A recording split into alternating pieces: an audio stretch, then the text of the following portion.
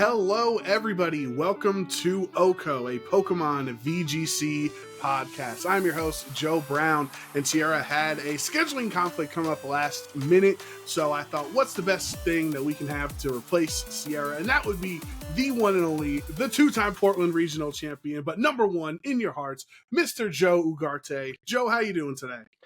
How's it going, Joe? Thank you for having me on. Unfortunately, I got pretty big shoes to fill today, but I think I can do an alright job at it, so hopefully everyone stays entertained, but stuff's going great, can't complain. Yeah, you so do thank you for having me on. Yeah, it's an absolute pleasure to have you on. You're kind of our what's the great white whale that we've been attaining to get one day. Hopefully we could get big enough to get Joe Ugarte to come on to don't flatter me too much, Joe, No, but you do have big shoes to fill because you gotta come out here and you have to say a crazy meal that you concocted in your fridge, because Sierra always just throws ingredients together. She tells us I made this pie with this ingredient and this from the fridge and I threw this in there. So you gotta do that. You gotta say you hate movies. You gotta I know about that one, actually. You gotta say you hate about that Pop-Tarts. For some reason she despises Pop-Tarts, Damn, I didn't know the Pop-Tart one, but there's a reason why there's never been Pop-Tarts in the house. Actually, there is a cabinet of Pop-Tarts, but it's never eaten, so that actually makes a lot of sense. There you go. We're solving the mysteries of we're building out the lore, live on OHKO. But no, just be yourself. You don't have to be Sierra. You just have to be Joe Ugarte, the guy we know and love.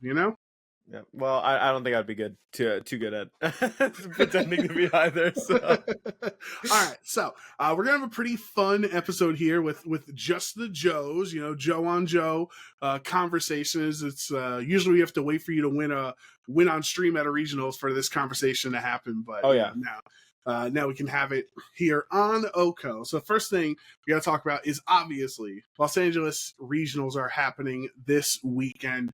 We'll do some predictions later on. We'll talk way further in depth on the actual metagame and everything. But where's your head at? Because I saw online you just recently took a little bit of a break, trying to reset mentally. And are you going to LA? And if you are, how are you feeling mentally? Yeah, so I'm going to LA. I'm feeling pretty good, actually. I mean, obviously there's always a little bit of it's been a long break. Now I'm going to finally come back, but kind of broke that in Indy anyways. I came back and played and I've been practicing a lot. So obviously I would have high hopes that I do well, but for sure it's challenging nowadays. Even now I feel like I'm at a pretty consistent level of play, but sometimes these regionals can be really difficult. So I don't want to take anything for granted for sure. LA will be a fun spot.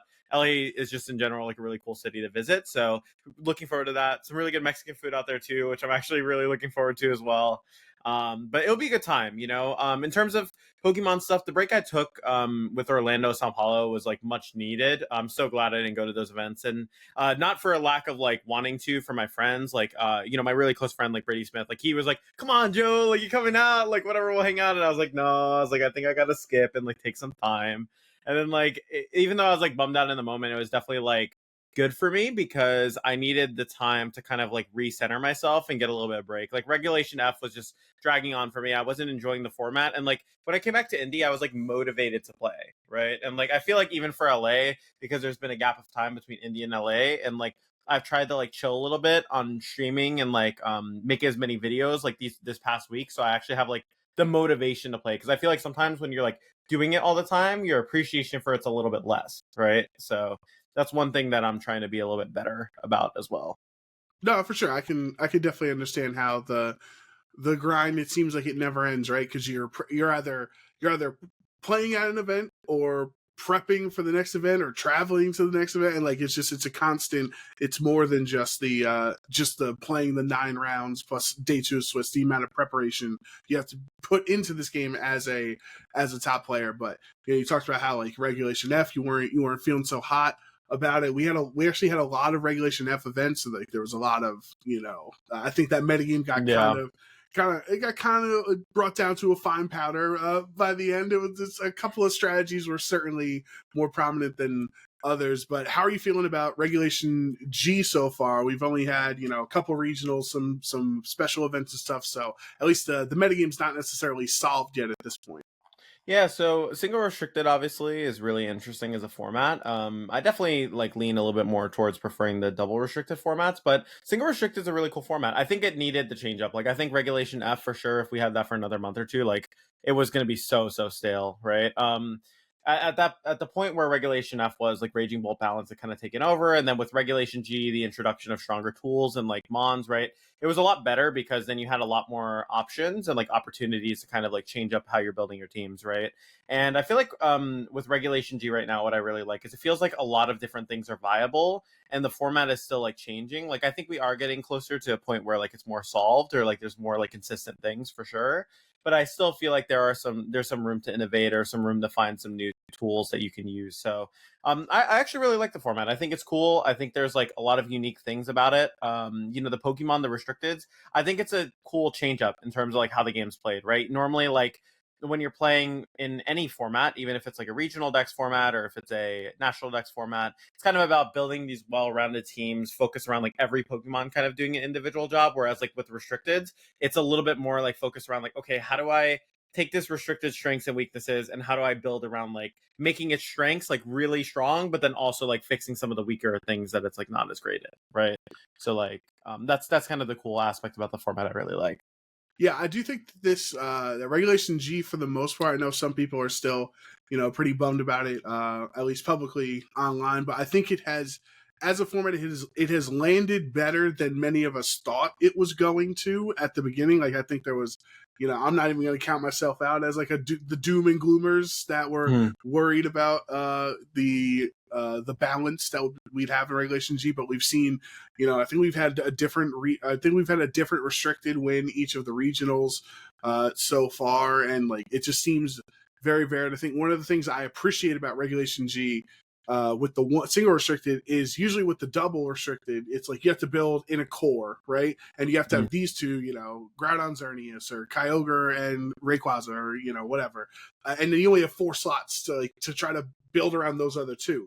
But this one, Reg G, is kind of like a protect the president team composition where you just have one important person and then there's more flexibility in those other 5 slots. Do you feel the same way, or do you think having only one restricted restricts team building to be around that important Pokemon? I think it's a good level of restriction, actually. People don't really, I don't think people talk about it enough. Like having so many wide options where everything is good is bad, but also having a meta that's super centralized is also kind of bad. So I feel like what Regulation G does well is because there's so many different restricteds that are strong.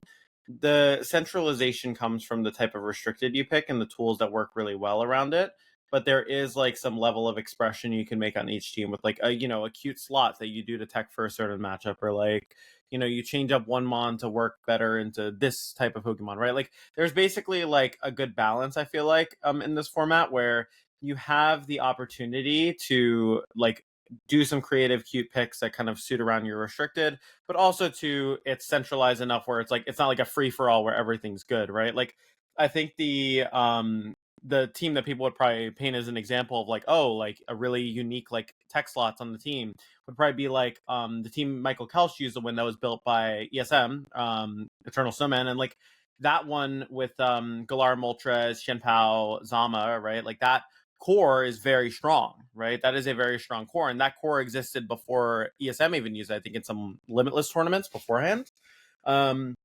So it's interesting to kind of see that progression throughout teams, right? ESM settled on the Latios. The Latios ended up being a really key part of that team.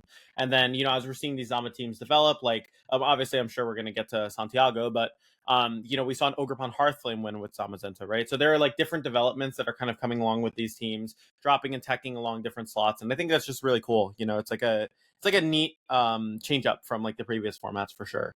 Yeah, and I think that that Zamazenta, Latios team, it's definitely had Sierra and I perplexed over the last couple of weeks, like ever since ever since Indy when we saw it in top 8, and then Michael winning it in Stockholm. We're like kind of like I just wouldn't put these pieces together, but these funky pieces fit so naturally together. And I think I saw online somebody say that that was the first regional win for Latios in a decade. I think somebody won a regional with Mega Latios back in Gen 6, so it hasn't actually won anything in almost a decade, which it's pretty cool when you see older Pokemon coming back to viability. But like we can talk about Zamazenta, and it's just gigantic meteoric rise from where it was at the start of people's opinions in Reg G, you know, when the format was first announced, to where it was in Stockholm as the number one most used single restricted Pokemon. So like, you know, what do you think how has the metagame allowed Zamazenta to really take over, and why is it such a prominent pick right now?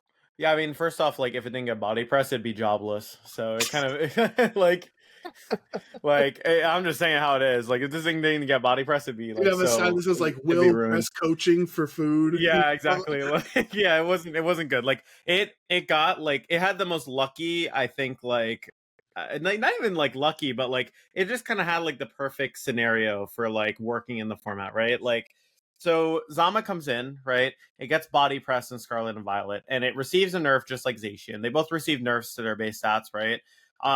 But the difference is with Zacians is when you lose out on the attack stat and you don't get the attack boost, Incineroar Intimidates are like completely neutralizing your boost on like lead.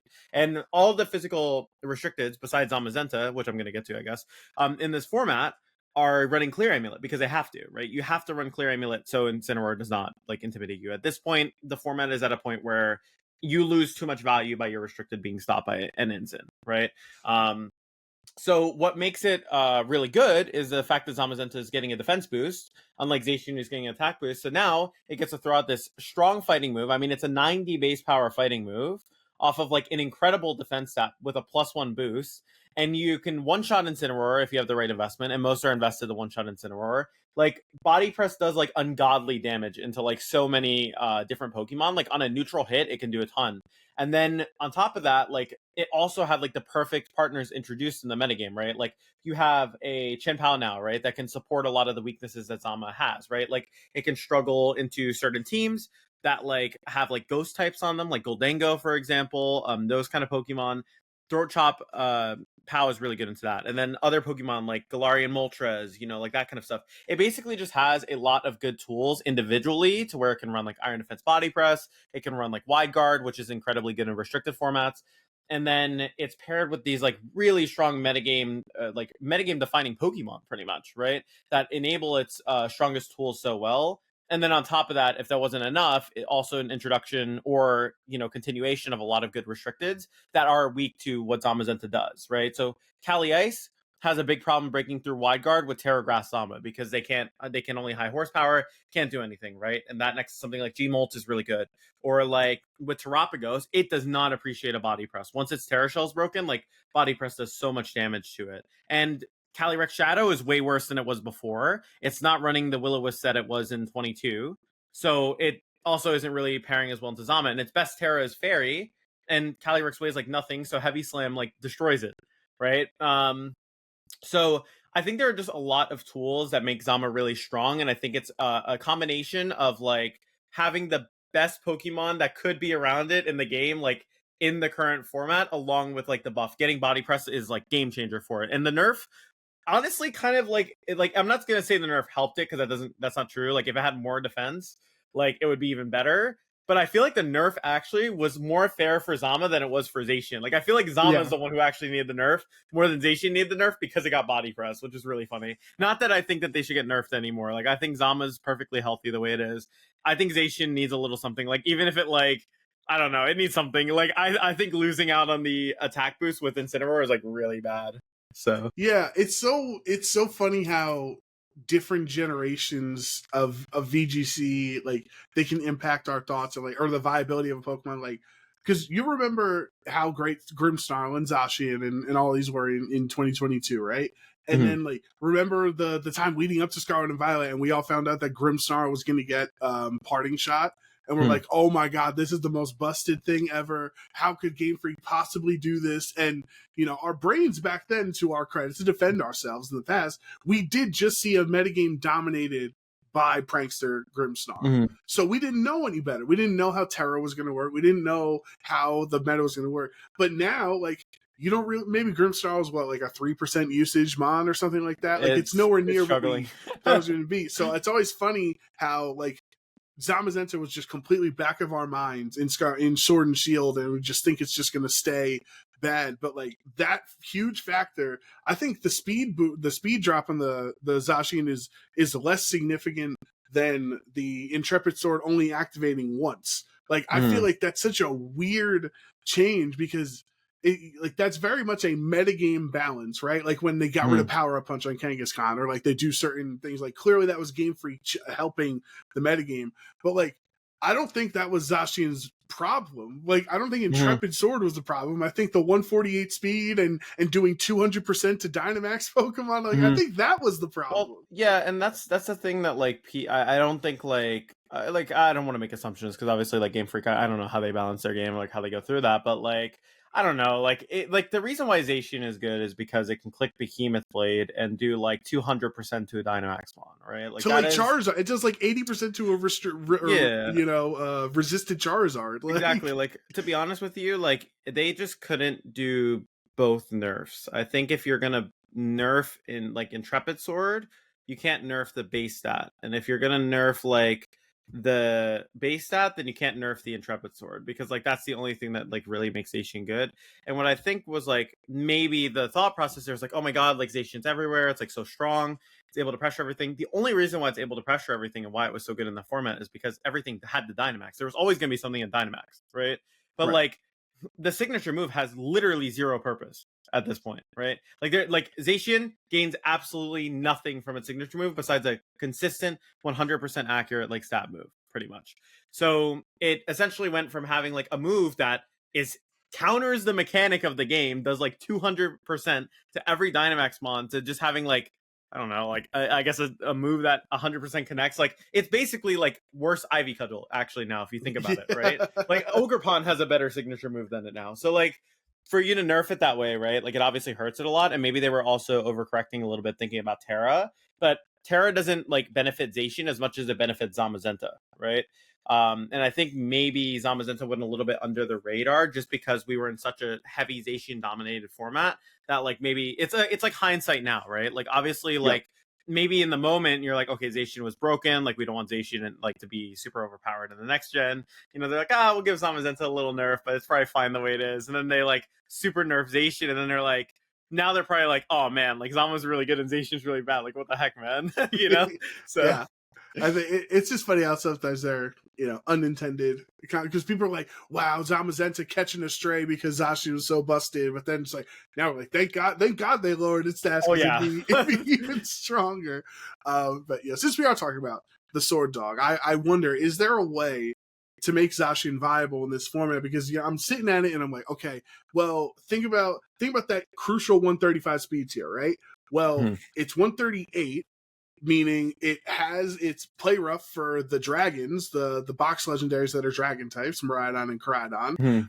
It also has the stab steel for Fluttermane and Qianpao, who are both weak to steel at 135. Like, so I feel like there is a world that you could try to make it work as a really strong attacker, but is Zacian just in like the waiting for double restricted, you know, world so you can put Kyogre next to it? Like, or is there a way to make it work in Reg G? It's a tricky one. I do feel like there are ways to make Zacian work. It's just one of those restricteds that's going to need like very specific partners around it to kind of fix its weaknesses, right? So one thing that's famously worse about Zacian compared to Zama is the fact that like your Kali Ice matchup is like, it's still not bad because like you have a steel move that can hit it. You have like play rough, but like it's not as good as like having a defense boost sitting in front of Kali Ice and spamming wide guard, right? So I think Zacian has potential for sure, and I think teams that focus around like enabling its damage output with like specifically Terra Fairy play rough, I think is really strong because it allows it to output a lot of damage. And that combined with something like Qianpao, like that's a really helpful partner for it, right? So I don't think Zacian is necessarily like you won't see it at all. It's a lot worse right now because there's just so many less ways to get it in a spot where like it can be as threatening as it was, basically, right? So you're pretty much in positions where Incineroar intimidates you on lead. Oh man, and I have the Swords Dance. Switches out, okay, whatever. Switches back in, and now I'm at +1 only, right? Or even if they parting shot you, right? Then it's like worse. So I feel like honestly, like Zacian just has to kind of fight an uphill battle. So it needs partners that are really good at countering what Incineroar specifically does, right? So usually that's why like every Zacian team you see has like an Urshifu Rapid Strike or like a Pelipper, so it can pressure the fire type, right? I just feel like Zacian will see some success. It just won't be on like a lot of teams, and that'll never happen, in my opinion. In this, like, for sure, not in this format. In next format, maybe it'll be on more teams. I still think it's going to be underwhelming compared to Zamazenta. All right, like on most teams. Now I sure. I've heard rumblings on social media of these how do you say, like kind of like itemless Zacian and Zamazenta. Like, they're not using the steel sword or the steel shield. So like, you know, I'm a total novice at this concept. So you can try to explain the benefit of not using the intrepid sword or the boost to the defense. I think if you're not using your item for Zamazenta, you're coping. I think you should just use the Zamazenta one. However, for the Zacian one, I can give you the reasoning for that, because there is like a small justification. Even though I don't think it's amazing, it's still a justification. So like, kind of what I mentioned, how every physical restricted kind of needs to have clear amulet available if like Incineroar's in the format. Like Zacian specifically, like really needs like a clear amulet, right? So like the justification is like, okay, like I'll take the stat reduction, but as in exchange, right, I'll gain the I'm actually pulling up both Zacians here so I can look at them, because I know there's a stat difference. the crownless form or something. Yeah, the crownless form is like, so here's like the issue that you mainly encounter, right, with the crownless versus crown form. So you are immune to intimidate, right? And you get a attack boost still. That is why you would run clear amulet on it. The problem is that with the crownless form, you lose 30 base stat in your attack. So it's not exactly the same, but the thing is that at like +1, right, you're not doing that much more damage than you would if like you were like neutral Zacian, basically. So the problem is like in concept, you're like you'll do more for sure, right? Don't get me wrong, like you are doing more, but like, is the reward worth it when you could just like keep it in the back and not let it get intimidated immediately on lead, right? Or like you could just swords dance with it and get around the boost. Like, that's the one tricky thing. But the clear amulet set on Zacian specifically is so that you can pretty much shed the steel type. You get access to swords dance. You can run play rough, fighting coverage, swords dance, protect, and then use like clear amulet so you can't get hit by Incineroar. The main issue too, though, with that speed tier that you hit sometimes. So it is fast. The one nice thing about it is faster than Iron Bundle. It's faster than Max Speed Flutter, and it's faster than Max Speed Miraidon and Koraidon. The only problem that you have, though, with that is that the play rough might not get the kill because you don't have the attack. Because you don't have the attack stat you need to kill it. So it's like, and also if you play another Zacian, like you play the Mirror Zacian and they have the crown form, you're in big trouble. Like, it is not good for you at all. So a couple of things that hold it back. And the reason why I said like no shot for like the regular Zamazenta, it's literally like the steel type is what makes it good. It literally cannot function as a body press mon without heavy slam. Heavy slam is what allows it to like hit everything that body press can't hit.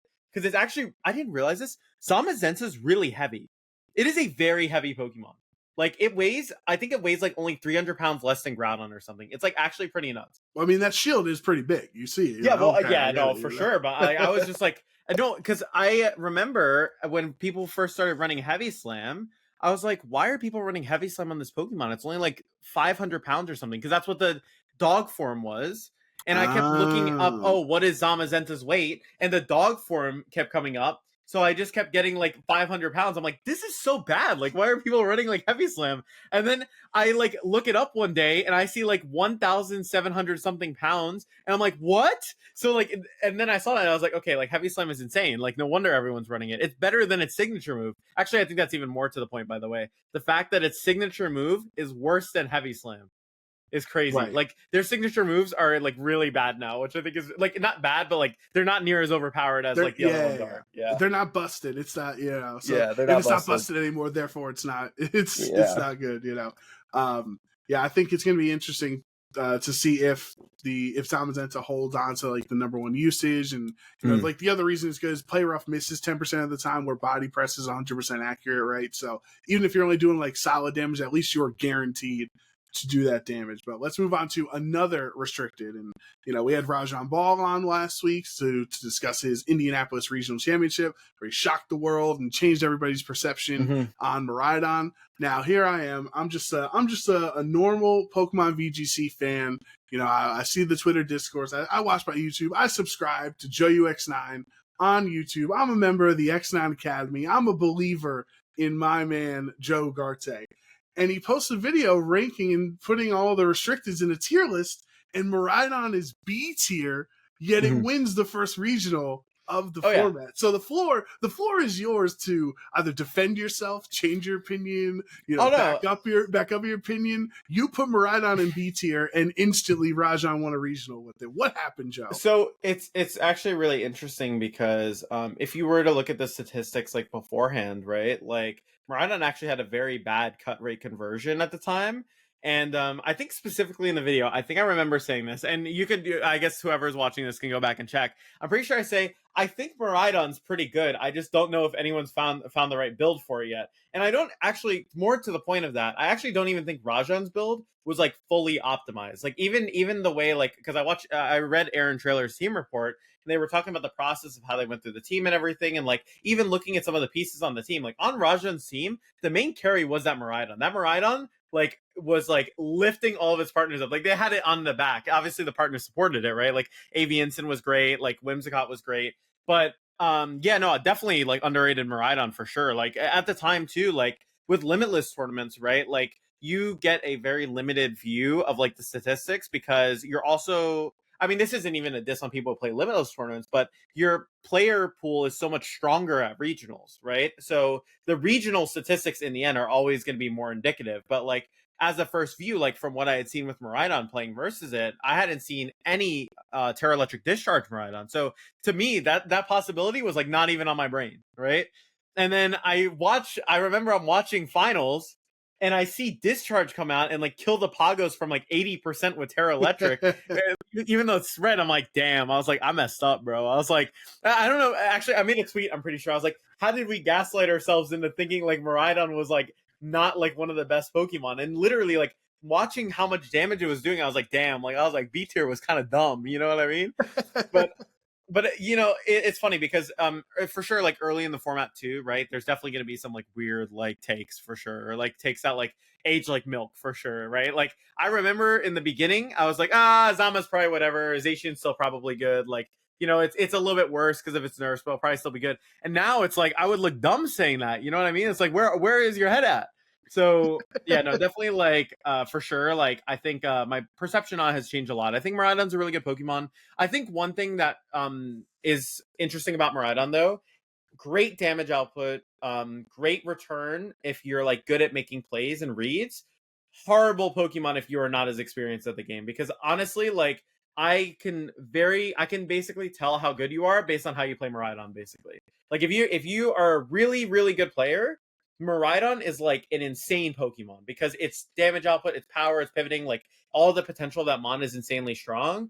But if you play poorly, it really shows because you can lose that mon in like one turn. You could just whiff an attack into like a Terra Fairy or a Terra Ground and just lose your mon. Like you have to really know how to pivot it properly for sure. And like I think that's one thing that like might have also skewed how I viewed it a little bit because I hadn't seen like someone with a lot of experience playing that team or like with someone who had a fully developed like strong concept. And even then, like I think the concept can get even better from like indie. I think there's actually way better potential from Miraidon. I think there was a team used in Stockholm by Nicholas Hoj, I believe, and he had like Chi hand stuff with Miraidon, and that's like also cool, right? There's like a lot of different ways you can innovate on the idea for sure. Yeah, I think it's I like how Miraidon kind of took over, like just dropped on everybody. Like, no, I'm the real deal. You have to be prepared for all these damage multipliers, and be add a Terra Ground to your team, add a Terra Fairy to your team. But you talk. I think it's interesting how you bring up that it might not be the best restricted, like suitable for newer players in VGC. Are there other like quote unquote noob trap restricteds in this format? Because like the one I thought of was Calyrex Shadow Rider. I think it's great. I'm not saying it's bad, but I do think that there is somewhat of an Urshifu aspect of team building of people like we're just putting it on there because everyone said to put it on your team. Like, so do you think Calyrex Shadow Rider shares any of those like kind of not good for new players traits that Miraidon does? And are there any other restricteds that you wouldn't recommend for newer VG players? Yeah, absolutely. I do think different restricteds have different levels of like skill that you need, or at least like not like levels of skill, but basically the way I would describe it is like there's a certain floor for a restricted, right? So like what's the worst you could possibly do if you were clicking like bad buttons a lot of the time, right? And then like the ceiling, which is like if I were playing 100% optimally, making like all the right calls, how good could this restricted be, right? And I feel like for Pokemon like Kyogre's a really good beginner Pokemon because its game plan is like so like simple, right? It's Tailwind, Water Spout, get damage, partners in the back, sweep after you get the Water Spout. Or like use your early partners, clear stuff early, get in Tornadus, Kyogre, sweep with Water Spout, right? Whereas if you look at something like Calyrex Shadow, like you mentioned, right? Like it's like, okay, I lead my Calyrex, I lead my Incin, I protect my Cali, switch into Rillaboom, I nasty plot, fake out, then I terrestrialize Astral or I protect, switch back out, right? Like basically you have to play the game a lot more like measured and like slower paced, right? So I feel like the teams that draw out the game, like the restrictors that draw out the games a bit more, and I'm not talking about Lugia. Lugia is just bad. But like I'm talking about restrictors that draw out the games in terms of like having to make like really pinpoint accurate plays that reward you really hard, like with Calyrex Shadow, right?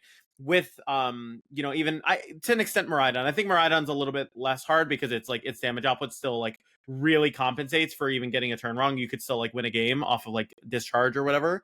But basically like you definitely have a lot more opportunities to mess up with something like Calyrex Shadow Rider than you do with like Kyogre. But there's also certain drawbacks to that too, right? So like restricted with like a higher floor. So if you're playing like all the bad buttons can also mean that you're really weak to more experienced players, right? Because if Kyogre doesn't have like the same potential as like Zamazenta, Calyrex Shadow Rider, Cali Ice Rider, those kind of Pokemon, right? Like then you're limiting yourself to an archetype that once you play versus better players, they will still beat you because they have more tools than you, right? It doesn't mean like those Pokemon can't be good, but yeah, I definitely think there's levels to it, right? Like I would definitely say to me, like the highest skill level restricted to play, right now, I think it's Calyrex Shadow Rider for sure. I think, for sure, I would actually put Specs Terapagos up there. I think a lot of players don't know when they need to terrestrialize sometimes. Yeah, I was going to suggest Terapagos, yeah.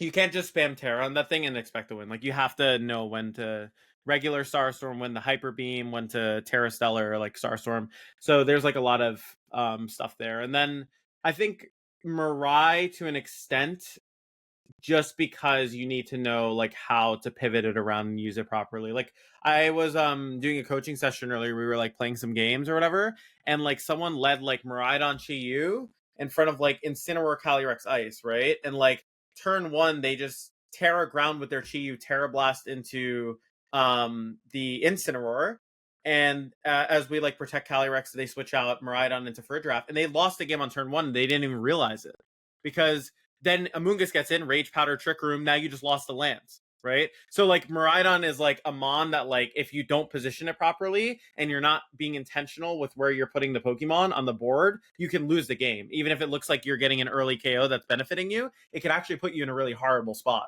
the next turn. So you have to know, like, when to take a KO, when not to, that kind of stuff. So yeah, that's definitely the high level stuff. And we hear from, like, some of our color commentators on streams like Jake and Len and others when they're like every time, usually I just get hyped whenever there's knockouts. Oh, it's a one hit KO. Like, like I'm just doing my job. I'm seeing what's happening. And then, Jake's like, no, that's actually worse for him that he knocked it out in one hit instead of saving it for the next round. That's a higher level VG skill people, players have to develop over time. I caught your Lugia shade there in your I did, just so stats matter, numbers matter. Lugia is undefeated in the last 2 Indianapolis regionals on stream in the early rounds off of Jank. Okay, so John won with it in 2022, and then won in Indy this time around. So Lugia or Pugia? I think it's Pugia, bro. I'm not gonna lie. Wow, disrespectful. He controls the seas. Show some respect. I'm just saying, I look, if this thing had more than a 90 base stat on its special attack, I would respect it a little bit more. A 90 special attack stat, that's like I think Toxicroak is like tied with it. Hold on. That's like bad even in Gen 2. You know what I Yeah. mean? Okay, yeah, Toxicroak has 86 base stat on special attack. Think about it. Your Lugia is hitting like a little bit stronger than a Toxicroak with its special move. That's pretty very sad. funny. That's really sad. And then like Hey. also, even worse, Aeroblast isn't even 100% accurate. They give it 100 that's power what I move. was gonna It's say. not 100% accurate. I wouldn't bring up the Toxicroak aspect because then I could respond, well, Amoonguss has higher attack than Talonflame, and Talonflame is still, done its job over the years. But yeah, the fact that Aeroblast isn't even 100% accurate, like you spend 4 turns clicking Calm Mind Roost to get set up, and then you try to go for it, and you just miss anyway and lose. Like that's not a good strategy. Are there? No, I was gonna say. Go for it. Now there's other Pokemon, like we talked about Miraidon. We got to talk about Koraidon, because Koraidon's kind of like Groudon's cooler younger brother. That like Groudon's like graduated and like is just like has a part-time job at Home Depot and stuff, and Koraidon's like the star basketball player at the high school team, and everyone's giving him attention. Like, how do you feel as the Groudon guy that like your boy's kind of been shown up this generation from a new Sunsetter? I mean, I'm gonna just say it. You can't give Calyrex Ice Rider and Calyrex Shadow Rider a base 120 power spread move and say that's cool, but then give my boys Groudon and Kyogre a 110 and 120 base power spread move respectively with 85 accuracy? What's going on, man? Like, damn! Like, come on! Like, you can buff Zama, you can give it body press. Like, give my guys like 100% accuracy. Like, it's not even that broken. Now, don't get me wrong, dude. If they were primals, I'd be like, all right, bro, yeah, I get it. Like, I get it. It's cool. Like, these guys are a little crazy. But I don't know. I'm looking at like, sad little Groudon here with its just a plain drought ability, while Koraidon's like getting an attack boost off of it. It's clicking like Terrifier, Flare Blitz on a Raging Bolt and doing like 70%. And then, we have Groudon sitting here clicking blades and it whiffs on an instant and you get 0% damage. So like, I don't know, man. Like, I feel like I have to give my boy some respect that he's not playing the format right now, because honestly, Groudon doesn't deserve that. I think he deserves better, and he doesn't need to play if he feels like he's not being respected. You know what I'm saying? Groudon's on load management right now. Yeah. He's just conserving for later, whenever you can't even say when Yveltal comes back, because Yveltal's not even in the game. So like, they did be dirty. They did be so dirty. Game Freak sat there and they're like, how can we ruin JoeUgarte's day the most? They're like, we'll make a better Groudon, and Yveltal won't even be in Scarlet and Violet. This sounds targeted. It is. It basically is. Like, I saw that, and I was like, okay, no Yveltal, and I'm like, all right, at least I can use Groudon. And I'm playing this format, and I'm like, wow, Groudon's just really bad. And I'm like, damn. I was like, what am I gonna do? I was like, well, what Pokemon do I play? So like, yeah, no, they low-key sabotaged me a little bit, but that's all right. We love a comeback story, you know what I'm saying? So who knows? Maybe Groudon and double restricted, because there's like more Pokemon available, like, or like you can at least use another restricted to like compensate for it. It'll like help it a little bit, But right now, unfortunately, I think my boy is struggling a little bit. Is that when you bring the Venusaur back? Because that's one of the other Pokemon that you're very synonymous with. That's what I'm saying, man. I really think they just like nerfed me like crazy, man. Like, I'm not gonna lie, Venusaur is kind of not great right now. Groudon's not great right now. Like, Yveltal's, dude, Galarian Moltres is in the game, but Yveltal's not. Like, what am I gonna do here? You have Yveltal at home. Use Galarian Moltres. Yeah, it's not the same, man. It's like when you have like that really, really good like sandwich and you try and make it at home and it's just like not near as good. You know what I mean? Like, it's not the same, man. Like, you can never emulate it, So, but it's all right. You can't recreate that Chipotle aioli sauce that they had. Exactly. Yeah, exactly. It's different. It's different when you get it from outside. So now, are there any other restricteds? We talked about a lot of them, obviously, but like, is there one that, like, the ones that we don't mention, the ones that we don't, see on the graphics, at every stream, like, is it truly doomed for them, or like, is there a underrepresented, underexplored restricted in your mind right now that has viability? Like maybe Dialga or Palkia, or like you can make a Reshiram work or something. Like, is there something out there that's not fully explored yet? Okay, so if I had to look, I have the restricted list in front of me to make sure, of course, I'm giving a, whole actual accurate thought here. But okay, most of the restricteds, that aren't being played right now, they're probably bad, right? I think most of them are on fraud watch. I think Groudon's on fraud watch right now. Unfortunately, we got a lot of strugglers right now. However, I do think that there are a few that have some potential. Like honestly, a big one that I think like might have potential on like kind of like a snow style team. Because of the lack of like, I mean, Koraidon usage isn't like gone, but it's like going down. And then there's like Pelipper's in a lot of teams, but you can navigate around that. I think right now, actually, like Kyurem White could be okay instead of like the Calyrex Ice teams that are dropping like Pelipper. Because like that matchup for them is like horrible. I mean, they have Goldengho, of course, but like you can tech stuff on for that. If not like that, I'd say Eternatus is another one that I think could be like okay. Like Eternatus is like not the worst, right? Like I think it has some good tools. It's actually okay. Joe, if I were to ask you what you think the base stat of Eternatus is, what do you think it is? Like of its special attack? I mean, it's got to be high, right? Because it had like that G-Max form at the end of fight. So like 135. It's 145. It is Okay, literally 145 is pretty higher. high. Yeah. It's higher than like some restricteds right now that are like actually insanely meta. Like Pagos, the Terapagos like Stellar Terror only hits 135. Like it's actually really insanely strong. And I feel like Eternatus, if like you find the right team for it, could be really good. Like I've seen like people try like the Power Herb set, the Power Herb Meteor Beam set, which I think is like okay. I've seen the spec set with like Sludge Wave next to Tinkaton. I don't know if Tinkaton's the best partner per se. Like I think Tinkaton's still kind of bad, but like I mean it's like an option, you know. So like I think there are definitely like restricteds that have been a little underexplored. I just don't think that like they'll ever be like super high usage. I think a Puerto Rico special event as well. One of the top cut teams, it was a clear amulet Ho-Oh.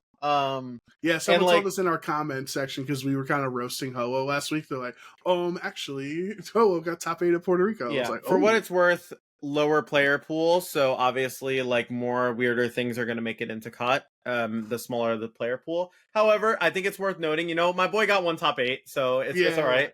No, You know, I was happy to be proven quote unquote wrong. Yeah. That Ho-Oh. Another one worth mentioning, I think, is Rayquaza. I don't think Ray is like insane by any means, but I actually think that like on the right team, it could actually be kind of nasty. Like Dragon Ascent's a really good signature move, and flying coverage is insane right now.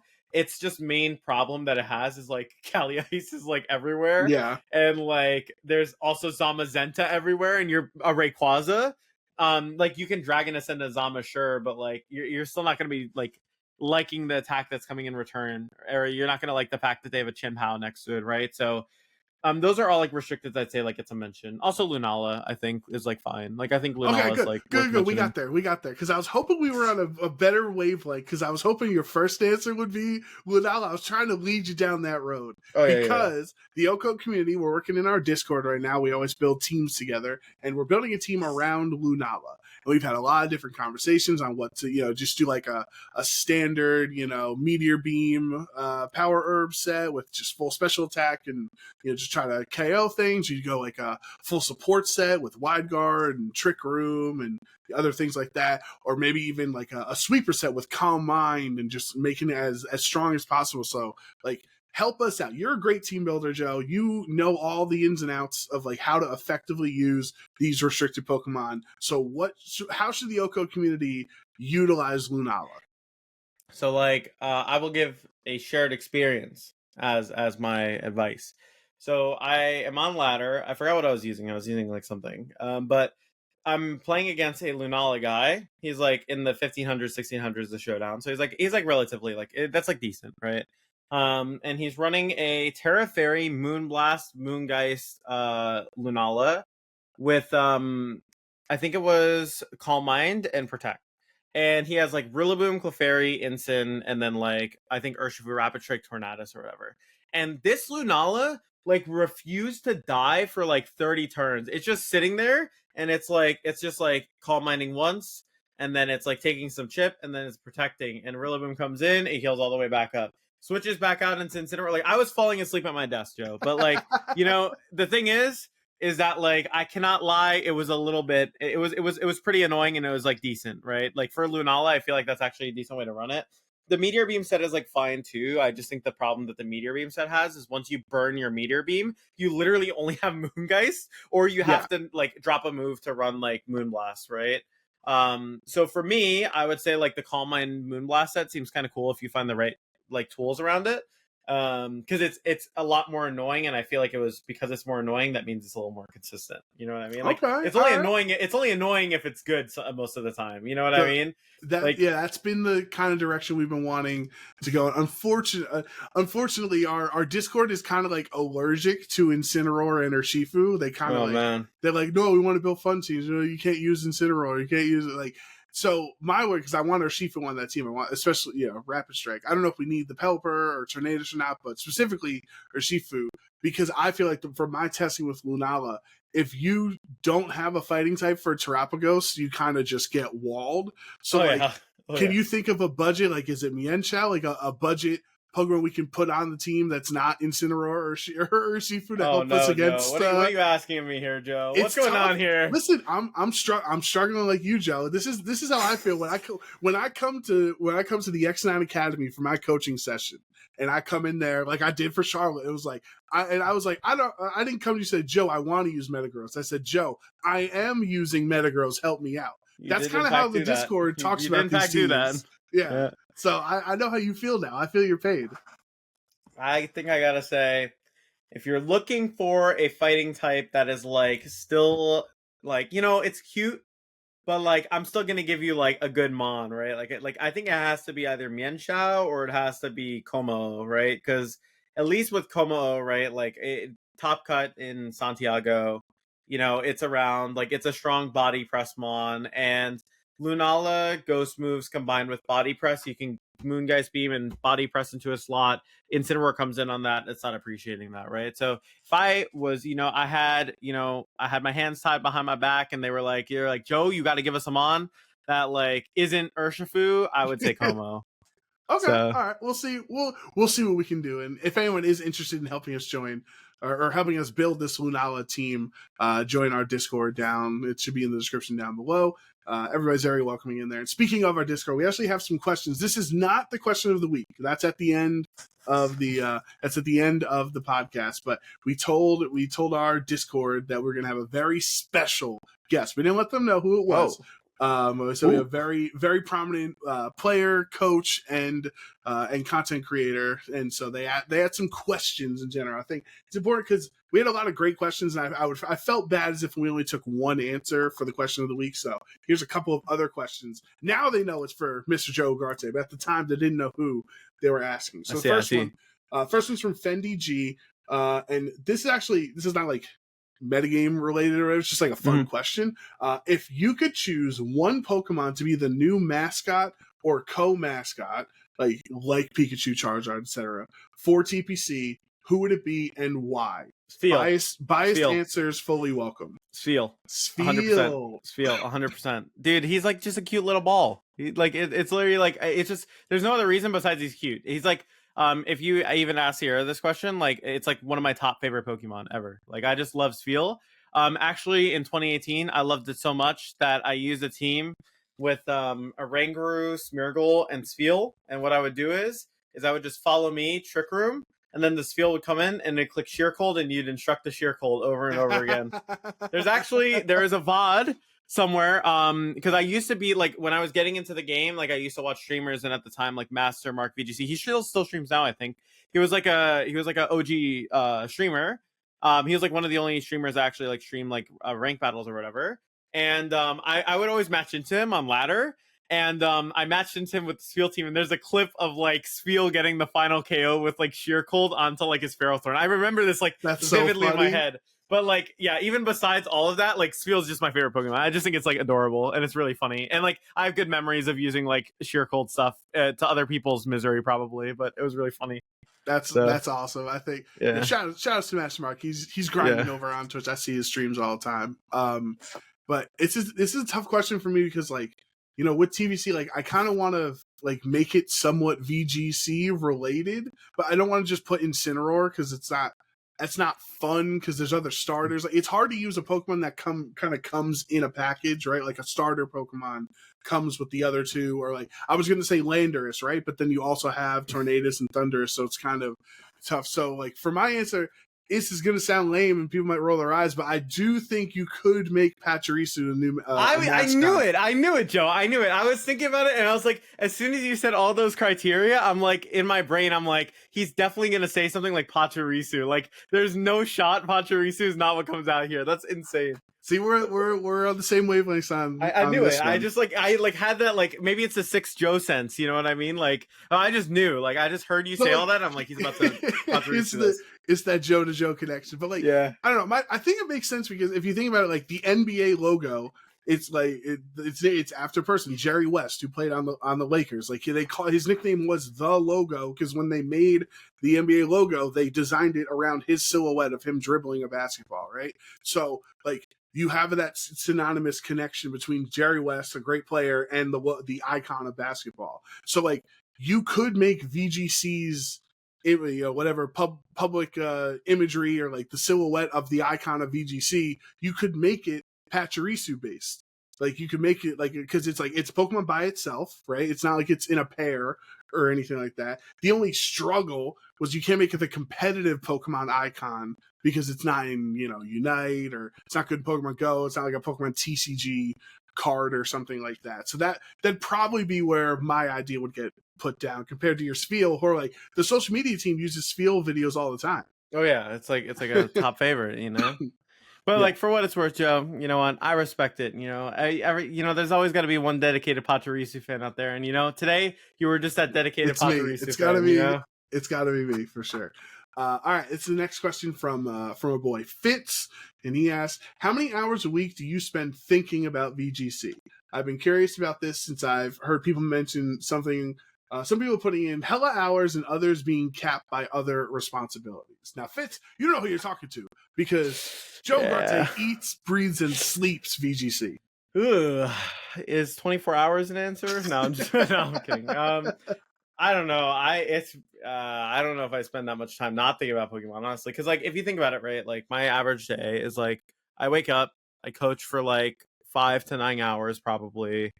And when I'm not coaching, I'm recording a YouTube video, or I'm streaming on Twitch, or I'm like practicing for a regional. So yeah, honestly, like pretty much the whole day. I do reserve this is like one thing I do now that I think has like really like helped me a lot and like been healthy for me, but I always reserve like 1 hour a day to like walking outside and just having time to chill.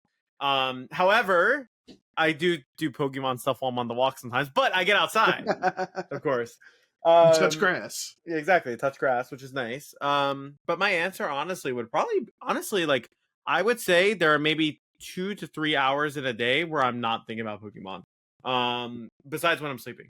Which is even when I'm like not thinking about Pokemon, like I might still be thinking about like some random thing in the back of my head about Pokemon. You know what I mean? Like subconsciously. Because like I literally live and breathe the game basically. Like I have to, So like when I'm not thinking about like my stuff, I'm thinking about like, oh, like I have a session later, or like, oh, I need to like, like what do I do for my team, or like, oh, like what's going on with like this tournament, or like I'll be watching like a stream or something, right? Like I think actually what I try to do though some days is just like take a break. So like this weekend I went to a local, and right after my friend had like a concert in in a Bowery Ballroom or whatever.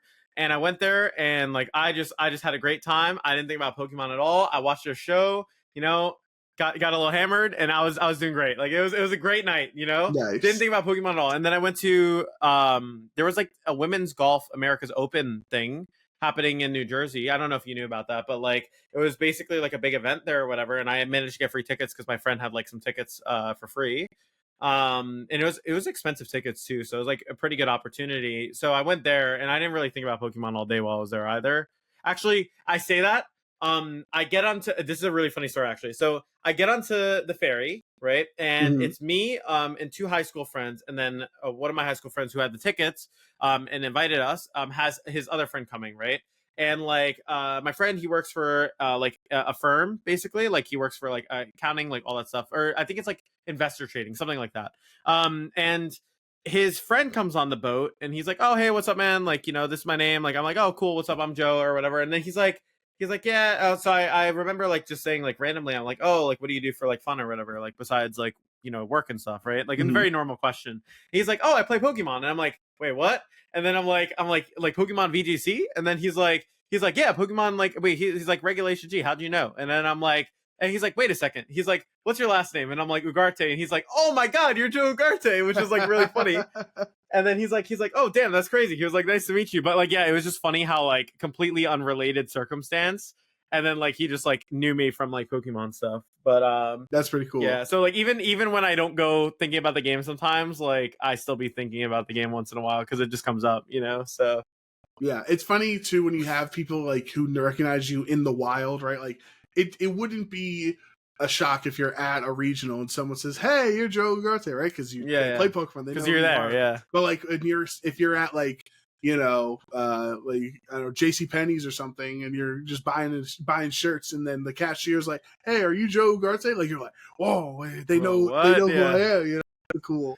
That's definitely a cool feeling. But well, when you're not at golf events or not at concerts, pretty much you're thinking about it more often than not. You're thinking about Pokemon. Joe, you know, you might have got me here. You know, yeah, I would say for me, I think about this podcast more than I think about VGC. To be completely honest, especially the last couple of months, because like I've been dedicating a lot of time getting into the One Piece trading card game, and like I finally beat Final Fantasy VII Rebirth.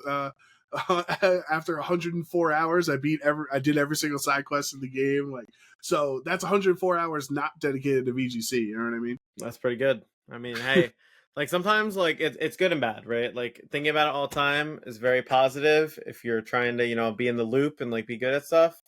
But also like sometimes you're just like, damn man, like why am I thinking about like calcs right now? Like I could be thinking about like normal people stuff, you know what I'm saying? But then like, you know, it's like a balance. I think also too, like as long as you balance it out, you have some time for like social stuff. Like I'm trying to be better about that, like just being social, hang out with friends and stuff more often, like doing more fun things that aren't contingent on Pokemon. I feel like it's something that's been very important for me this year that I've been trying to do. So And like I don't want to like try to oversimplify your success or like your increase in success, but like I do think a big factor was the amount of dedication you put into the game in Gen 7 compared to like where you first started and using funky spiel teams to like the like eat, sleeping, and breathing VGC and like perfecting that Groudon Eveltal team. Like it definitely was I don't want to say you were at unhealthy levels of concentration in Pokemon, but like because of that amount of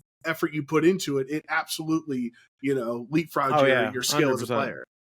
Oh yeah, and I think honestly, like even where I'm at now, because like a lot of people would like be like, "Oh yeah, like dude, you have so many like achievements, whatever. What are you worried about?" But like, there's always something that you could be doing better in this game, and always ways that you can improve your game. Like, I wouldn't say anyone, not even like the best of best players, have like mastered the game to the point where they can say there's absolutely nothing left to learn. Because if that were the case, you'd be winning like almost every tournament, right? And like I think for sure, like in modern era, like the closest person to like kind of that dominance has been like Wolf, because you know Wolf obviously just has such a deep understanding of the game. He's been playing for a long time, but like I still think even the best of the best world champions still have flaws. And like honestly, like a big thing for me has been like, okay, sure, like I've gotten like top four at like 3 internationals, like that kind of stuff, but like in the end, right? Like I want to win, you know what I mean? Like I want to win, I want to like do better. I think I can do better, you know? So like to me it's always like how do I get better from here regardless like how much experience you have. And I think regardless of the amount of time you put in sometimes like there is a certain level of like you need things to go your way in tournaments sometimes, right? Like you need to not like miss that get a 5% chance to miss. You need to not like pull that really horrible matchup and cut. You need to not like you know, play someone you've played in a bunch of practice sets or play the mirror, like stuff like that. You know what I mean? Like all those factors like matter, you know, and like sometimes you can't control it, you know? Yeah. So No, I definitely, I think so. I think people like, I've always respected your dedication to the game and always improving and, you know, in every single format, trying to just be the person that knows every outcome and all the teams and everything like that. But our next question is from Flame G, and he says, "Pick your favorite non-meta restricted and give it one buff to make it viable. So obviously don't come out here and say give Miraidon more special attack, or make Glacial Edge better or something like that. You also can't say Groudon and Kyogre because they are somewhat meta viable. So I thought of a really good one, Joe. I hope you're ready for this one. I'm ready. I think Yveltal, and I think the buff you give it is you actually put in the game. You know what I'm saying? That'd be No, awesome. no. You can't. That's not a buff. That's like because if you have Yveltal, that means we have Xerneas back, like Terra Ghost. You can't, fake out the Geomancy. It means you get Zygarde Perfect Form that's able to Terra out of its 4 times weakness to Ice. I don't think we want that, Joe. I guess you're right. I would say my favorite non-meta restricted would be Kyurem Black. I just think Kyurem Black has like a really, really cool design. The buff I would give it, because its attack set's already pretty nuts, so like in that case it's like fine. But what I think I would do to buff it would be giving it a speed boost. So the biggest problem that Kyurem Black has is like its speed tier is like pretty bad. Not to mention Dragon and Ice typing is weak to like a lot of stuff like Body Press from Sama, like moves like that. So I think like at least making it to the point where it's like fast would like make it better. But the thing is like, how do you buff this thing without making it too broken? If we're just going like I just want to make it better, so I'm just gonna make it better. What I would do is I would just make Kyurem Black like way faster. I'd make it like probably, I think faster than like Whimsicott would be fine. Maybe like faster than Whimsicott, because then like it actually. I mean, if you really want to make it good, actually, you make it faster than Miraidon and Koraidon. No, I mean that's like really 40 BST. That's like adding a lot more speed onto it. Yeah, but like if we're not adding like an absurd amount of speed onto the Pokemon. I would make it faster than Whimsicott, because then you beat all Ogerpon forms, so you can Icicle Spear into Cornerstone first. You can if you run loaded dice on Kyurem. And what I would also do is I would give its ability a buff where it can't be intimidated. So it can't be intimidated, and it would have enough speed where it outspeeds Whimsicott. That might be a little broken, but it's Dragon Ice typing, so I feel like it'd be manageable. It might be a little broken, but at least it is still slower than all those 135s. So. Yeah, so yeah, you make it faster than Whimsicott, and you make it immune to Intimidate. You change Terravolt, so it is immune to Intimidate, and it gets the Mold Breaker, and then you leave everything else the same, because having a built-in Intimidate block plus a little bit more speed would make it like really good, actually. I think, or make it better at least, right? So yeah. I think this is for me. I have a cheeky answer, and I'm actually gonna time travel, Joe. I'm gonna go back.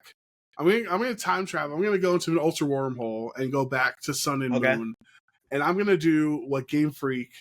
I'm gonna fix their mistake. I think it's downright unacceptable that the generation after Xerneas dominated the game and almost destroyed VGC, they make a legendary steel type and make it 2 points of speed slower than Xerneas. I think that's like awful. I think it's one of the craziest decisions they've ever made. So I would go back in time and make Solgaleo like 101 speed. So like I guess or maybe I don't know. Like because then 102 Garchomp still outspeeds, even though Garchomp isn't relevant in GS Cup. But like, can you really give me any reason, Joe, why they made a steel type to counter Xerneas and then made it 2 points slower? Well, I think the reason is, Joe, is because they knew in like about 7 years, 8 years, that there was going to be someone who was going to be really, really annoyed about it and still talking about it. and by you talking about it, they get free marketing off of it. So in reality, it's a free marketing ploy. It was the long con. It was a long con. So, they made it just annoying enough where someone would still remember it a couple years later, or like a bunch of years later, and bring it up. So, you know what, Joe? I think their design decision worked out just fine. In reality, though, there was no reason. It should have just been like 100 or something. But it's all right. It's crazy. Yeah. It's like, wow, this fairy type legendary just dominated. We're making a steel type. What should we do? Oh, have it not beat Xerneas because it's going to be +2. And like, it's just, I could go down that rabbit hole. I do think that it should have been faster for what it's worth. I absolutely agree with you, Joe. And then I think that's true. If we want to use like this generation, because we have the what's it called, Dawn Wings and whatever. Like those versions, they're like in the 70s in the speed, right? And I think if you wanted to buff them, make Dawn Wings and Crosmo like 65 speed or something. Like make it an actual maybe 63 speed. Make it an actual Trickroomon, because like we've known forever, Joe, those Pokemon that are in the 70s and low 80s in speed, like they're just in speed purgatory. Purgatory. Like Tailwind doesn't work, Trick Room doesn't work for Blastoise or anything. Like 77 is not where you want to be. Yo, speaking of which, I actually looked at Blastoise like a couple days ago. Not like seriously, but I was just like, man, like I just want to use like a spread move or something. So I just look up, like I'm like, whatever, Water Spout. And I look at Blastoise, I'm like, damn, bro. I was like, they really did this guy dirty. You know what I mean? Like that, like, you know, Venusaur fast enough with Chlorophyll, and not anymore, but like it used to outspeed like a bunch of things, right? And then like, you know, we look at like, you know, and Chlorophyll's a good ability. Charizard, Solar Power, we know that was good when G-Max was a thing. Then I look at Blastoise and I'm like, Rain Dish. I'm like, 85 special attack. And then I look at the speed, I'm like, 78 special attack. I'm like, what are they doing to my bulk? Like, what is this? 79 HP? Like, where's the bulk? What's going on here? Even Mega Blastoise, did Blastoise dirty. Even Mega Blastoise, they did it dirty. It was never like given an opportunity to thrive, unfortunately. So, you know, it's completely side note from the restricteds. I think they got to do my Blastoise a bit better than the way they did before. That's fair. So. Hey, you know, we'll get Megas back in Legends ZA or whatever. Maybe Blastoise will get quick prediction though.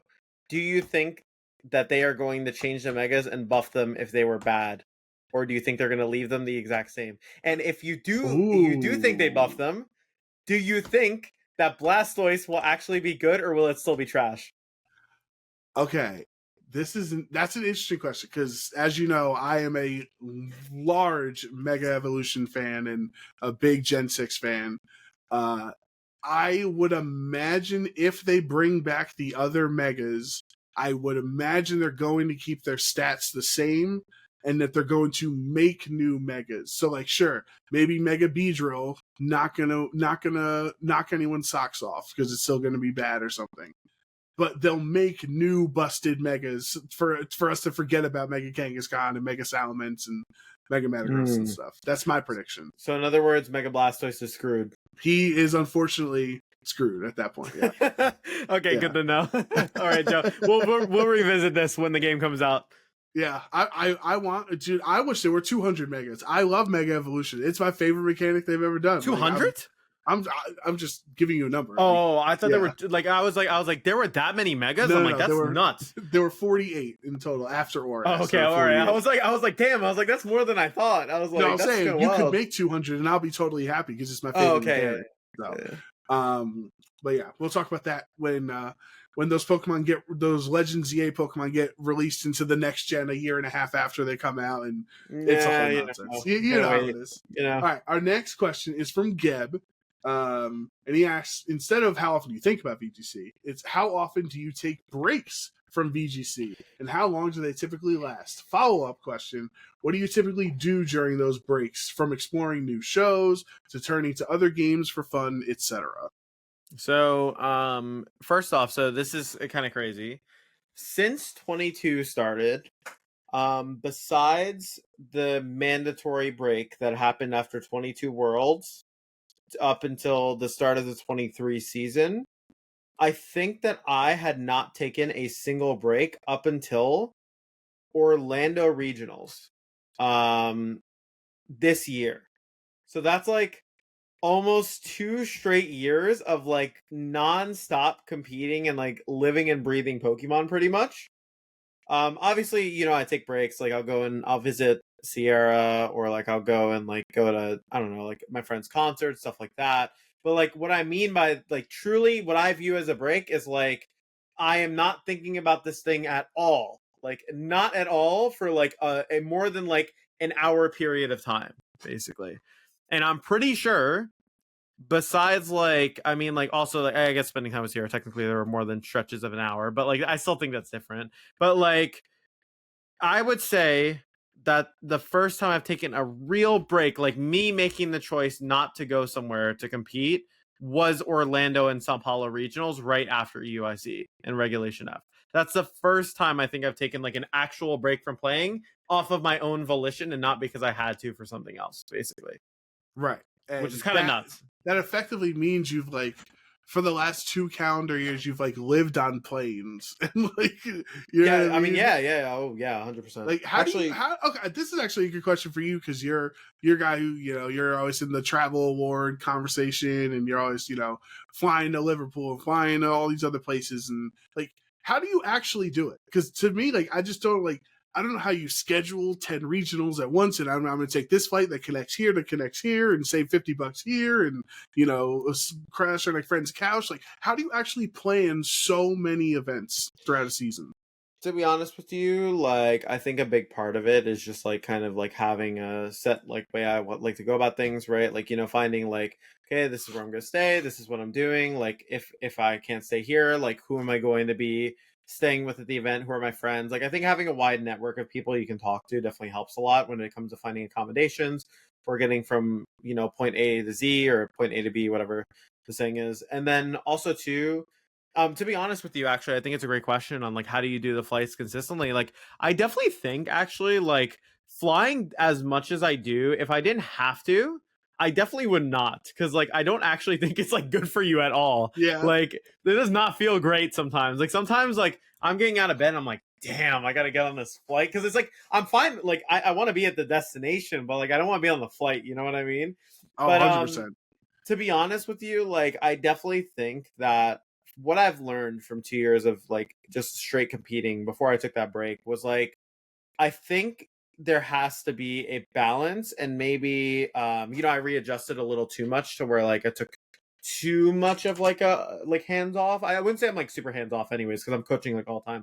But like finding that balance is really important and I think it's like kind of one of those situations because it sounds like really like silly for me because it's like, oh, you do this as your full time, like why wouldn't you enjoy that? But like I think it's like a kind of situation where it's like grass is greener on the other side type thing. You know what I mean? Because it's like when you have so much of your life dedicated to Pokemon, to traveling, to everything, right? Like a lot of your and like not even like I wouldn't say self-worth, but like, a lot of your like how you feel is attached to what you're doing. You know what I Right. mean? So like if I'm competing every weekend, like yes, like I feel things because of how I do those weekends. If I spend a airplane trip I don't want to go on, for like 3 hours and I go there and I'm excited to compete, but then I don't do as well as I want. Like you feel those very high highs and your very low lows for sure. When it's your whole like thing that you're doing, like you feel those moments a lot harder than maybe someone who's like going there because, it's fun for them. They want to go because it's their hobby. They go like to 3 events a year and like they want to do their best. Like it is definitely a very different dynamic for sure. One thing I will say though is I think I've gotten a lot better at like understanding myself and how to like navigate it in a healthier way. I'm not gonna say I'm 100% great about it. Like I think there are some like really bad drawbacks of traveling all the time. Like I think food wise, it's really hard to eat healthy when you're like Yeah. traveling so consistently. Like you get to a regional venue, right? It's like 7 p.m. and like your options around you are like restaurants A, B, C, D. And then like maybe you can get healthy food, but it's like way more expensive, right? Most of the time. There are obviously some good middle ground options for sure. Like don't get me wrong, I could probably be doing better with this for sure.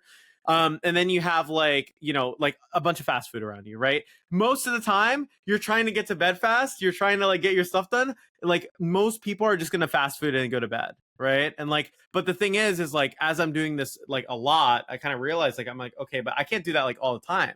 You know what I mean? Because it's not good for me, And I think honestly, like one thing that I've really come to reflect on from like all this time competing is that like there has to be a healthy balance with what you do. And I think for sure, even into next season, I don't think I'm gonna like cut back on events like crazy, but I think I am gonna try to implement more like healthy breaks for myself, like in between, like maybe one regional a format, right? Like giving myself a little bit of a break between like each regional or like a couple of regionals because I think for sure, like traveling back to back to back consistently, like it's fun and you get to compete, but there's also like very real, like, drawbacks to that too, for sure. Because we're human, like you could want to do it as much as you want. I could sit here and grind as much as I want, but like I'm human. I'm going to be feeling things if like I'm consistently flying in the plane. Like, for a while, actually, like I know this is devolving into a whole conversation of like just talking about this stuff, but basically like, even like flying, I noticed like I'm not like an anxious flyer per se, but like flying so consistently, like even like little small things, like my hands get clammy now when I fly, and that wasn't ever something that ever happened to me. And I think it's like just small like things that just like changed from like traveling all the time, and like it's definitely something that I've been like very hyper aware of. And like if I ever felt like it was coming at the cost of like me, like to my health or anything, I would definitely like stop. But yeah, it's definitely like something really interesting to bring up for sure. The balance is very it's tough sometimes, to be honest with you. It's very tough to balance it, like even in personal relationships, everything, right? Like you have to be able to like take Pokemon out of that sometimes, you know, and that's like a very like tricky thing to navigate when it's something you do all the time. So Yeah, and it's tough too because because of how this game works, right? You see the whole regional schedule at the beginning of the year, and you're like, all right, I can go here, but like sometimes you're on a run, right? Sometimes you just top 16 3 regionals in a row, and it's very difficult to tell your brain, no, I need to stop, right? Because you're thinking, I'm so close. Look at how good I'm doing. Like, I'm going to fly across the country for the next event. Like, because your Yeah. brain is kind of like going against your best interest. But like, right. I think one of the things that Wolf has taught us with his, excuse me, where he took a break, he's like, hey, I'm taking a break till January. Like, I'm going to rest up to focus on YouTube, focus on, other work and stuff. And then I'll come back rested and I'll, play better and enjoy Pokemon. And like, pretty much every event he's come back from, he's either won or top 16, top 8 or whatever, Mm-hmm. Well, I think with him too, a really interesting thing is just that he has a very different way of viewing the game as well, right? I think what works really well for Wolf also might work differently for other players for sure. Like I think there's not necessarily a 100% solved way to be good at the game, and like everyone has their own individual needs. And like I think honestly a big part of like every year doing this stuff is figuring out, like for me, what works, right? Like traveling, competing consistently, like it has its really good benefits, its really good drawbacks, or like it's bad drawbacks, I guess I should say. But like for sure, like I've learned a lot about myself and like what I think I need to like do well, and like what leads to me performing well versus what leads me performing worse. And like I definitely think that like the answer will be different for everyone for sure. Like what works for Wolf of like taking a break for a long time, some players, they can't take a break that long and like come back and be like just as good as they were when they left, right. So it's definitely different for everyone. Like for me, like I feel like I can't take a break for more than like a week, otherwise like I'm just gonna be really behind, It'll so be rusty. yeah. So yeah, I got you. But yeah, those are some of our questions. It's not a question of the week. That's for the end of the episode. But, people were excited that we're having an important guest on. Even if they didn't know who it was, they had some great things. But let's get back into the metagame. Let's start talking about the latest event that happened from our last episode. And that was the Santiago Regional last weekend. So it was in Chile. There's 153 players in the Masters division. So 8 rounds of Swiss with the top eight cut, and we had Hans Pizarro winning with the Zamazenta as his restricted of choice. That's now 2 events with Stockholm having the Zamazenta as well. We're starting to see a trend, right? Once is random, two starting to build to a trend, right? So when you look at this Santiago regional top cut, what stands out to you besides Zamazenta winning another event? Well, okay. Besides Zamazenta winning, the fact that Zamazenta usage was so high was a big standout thing in the Latin American event. I think like seeing how successful Zama was, I believe it was the second most used restricted out of the top 64. So the only one ahead of it was Terapagos, but Terapagos I'm not too surprised about because Terapagos is just a really strong Pokemon. Another key thing to note that I felt like was really like big for me when I was like looking at the tournament was just like the teams for sure leaned into like more like I would say different partners around the restricteds, right? So like the one thing with South America as a region too sometimes is like the teams are a little bit less conventional than the ones you'll typically see in like North America or Europe. So Paul Ruiz in top 8 with the Como on his Shadow Rider Tailwind team, right? Like that was a different unique thing. The Volcarona in the top 4 team that Dorian was using, and the Volcarona set was like a Flamethrower Bug Buzz Quiver Dance set, which was like very different than something we've seen in a bit, right? Like that hasn't really been around that much.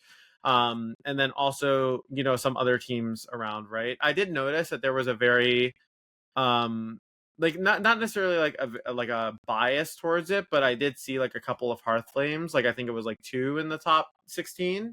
So Hearth Flame kind of making some appearances, and Wellspring also being around as well. I think like the Ogerpon forms all proving that they're still really strong, and like also big thing to note, 2 Calyrex made top 8. I mean Calyrex Shadow Rider specifically, like that is something that hasn't happened yet. So that is a good sign, I guess, for Calyrex enjoyers. Maybe I mean maybe it's kind of the teams were definitely different. I think Paul's was for sure like the most unique. I looked at also Francisco's, and the one thing, or Francisco, his team I think had a Calyrex that is going to be very, very good, and this would be like my personal prediction that you would see going forward on most Calyrex. Covert Cloak, Terra Fairy, Astral Browse, Draining Kiss, Nasty Plot, Protect, Calyrex. I think that is the best set by far right now, because I think right now the biggest problem is with the Sash like Astral Barrage, Terra Ghost, like Psyshock Calyrex, is it just hard loses to like Furdraff and like those kind of Pokemon because it can't really touch them. But when you have Terra Fairy, Draining Kiss with Covert Cloak, if you Terra Fairy, you can't get faked out, you can't get Snarl dropped, you can't get Electro Web dropped. You have like really good supporting partners around it, and it's just incredibly strong. And Draining Kiss is like actually a really crazy move. It heals 75% of your health back. So like that's like better than like even Drain Punch from Iron Hands if you think about it. Right, you would see how much like after a Nasty Plot, that's a massive amount of health. Plot, yeah. Oh yeah, 100%. Like you click Nasty Plot, you then click Draining Kiss into Furdraff, which like takes like 60% of its HP, right? And then you're healing back like almost your entire health basically, or something like that. So it's pretty nuts. I think that's a really cool. I think it's a really cool like item combination with Calyrex that is definitely should be more explored in my opinion. So yeah, I do think this top cut is actually pretty cool. There's 4 different restricted Pokemon. 3 Zamazenta, 2 Shadow Rider, 2 Terapagos, and 1 of the Ice Rider. Congrats to Paul and Francisco getting Shadow Rider on the board. Finally, It feels like for that really cool team Paul has with Shadow Rider, Whimsicott, Komodo, Ogerpon Wellspring. I think that's the thing that stands out to me with this cut. As you mentioned, Ogerpon Hearthflame, 1 on Hans's team. There's multiple Wellsprings in top 8, multiple Hearthflame. Wellspring in top 8, Hearthflame in top 16, right? We saw Ogerpon Cornerstone win Indianapolis and then get second at Stockholm. So I guess we're just kind of waiting on Ogerpon Teal Mask to do something. But I think that's one thing that I thought going into these early results in the format, I thought a lot of Ogerpon was kind of like being thrown to the wayside, like whichever form you preferred, like because it's just not it's not the 60% usage mon that it was in Regulation F, right? But at least in Santiago, like they're showing that follow me support, like Dorian's team with literally double follow me on Clefairy and Ogerpon Wellspring, and then like double sweepers in Terapagos and the Volcarona. Like Ogerpon still works. Yeah, it is worth noting too that like there were a lot more like kind of unique support picks that were around like certain teams. So like Clefairy obviously doing a bit better than it has done previously. So that's kind of like a new thing that you can probably expect to see. Like I would expect more Clefairies for sure later on in the metagame. Like I mean, even if you look at the statistics of the top like cut, I think Clefairy has it's 8 out of the top 64. So that's actually kind of high. Like that's not a low number. That's like almost 1/6 of the field that you would play versus that have a Clefairy. Like that's actually kind of a significant number. Like even considering the fact that like Gastrodon made top 8. Like Gastrodon has been like making some appearances, but like the fact that it made it this far obviously is showing that like different ways to build around that Cloak Calyrex, maybe where you're redirecting Surging Tricks from Urshifu or redirecting those water moves can be like good. I actually find that really interesting because usually you're not seeing too many Watermons in the format besides stuff like Pelipper or like Urshifu. So it's interesting to see Gastrodon do that well. I'm curious if that was like maybe it overperformed a little bit, or like the rest of the core of the team was really strong around it, or it genuinely like was impactful in a lot of the games it was playing. Yeah, I think this team is pretty cool by Francisco because you have Terra Ice on the Gastrodon, but the common Terra Ice. Yeah, at least on the Pokepace. Oh wow, that's actually kind of wild. So you have the common move set, right, of Earth Power, SP, Meow, Protect. That's the Gastro set. But like a lot of this team is really strong at like damage mitigation and just like making a long match, which obviously goes in lefties Gastrodon's favor. Like you have Assault Vest, Sonaro, Raging Bolt. You have Incineroar for Intimidate. You have Nasty Plot, Draining Kiss on Calyrex to keep healing itself up. Like this is definitely a matchup that it seems like Francisco's not afraid to play the long game compared to other matches where you see a Shadow Rider and you see your Shifu and you see Fluttermane. Like those usually more aggressive, aggro sets, hyper offensive sets, but this team can definitely play the long game. Yeah, I think it has a good balance between like fast offensive and more like, kind of setup oriented mons. Like Calyrex obviously can steamroll if it's in the right positions to click barrage, but with Instant Gastro can play a bit of a slower game. And then you have the booster Flutter, which can, obviously allow like Urshi Dark to go first, put on a lot of pressure that way. So it's a really interesting team. I'm very curious what Ice is for. I mean, I guess you resist Glacial Lands from like Calyrex, and like some Instants are dropping Blitz anyways. But that's something I haven't seen before. So I'm very curious like what the ice is for. Because even into something like Zamazenta, right? Like you're weak to body press. And like usually what I see when I'm looking at the you know what it's probably for actually, now that I think about it? It's probably for the Kyogre Serena stuff, because Kyogre Serena Urshifu, you Terra. Oh, but no, actually, you're still weak to close combat. I don't know. I'm used to seeing poison there, because poison resists close combat as well. So those Kyogre, Serena, Urshifu teams just like are really weak to like Terra Poison Gastro. Okay. Because they can't hit it, right? They literally can't do anything to it. So yeah, Ice is a really interesting choice. I haven't seen that before, so that's cool. Yeah, I'm excited to see if Gastrodon picks up in usage. Obviously, it's like a commentary favorite. Like all the casters, like Lou loves it. So it's always fun when Gastrodon comes back in the metagame. But I just think it's weird, like in a world that 40% of teams have Rillaboom on it, to bring Gastrodon as like your Kyogre counter or your Miraidon counter or something like that. It feels like it's not able to stay on the field to continue countering it, because like the Rillaboom's just going to come out and one shot it. Yeah, I think it definitely has some like issues for sure that has to work fast. Yeah. You definitely got to position it well. Absolutely.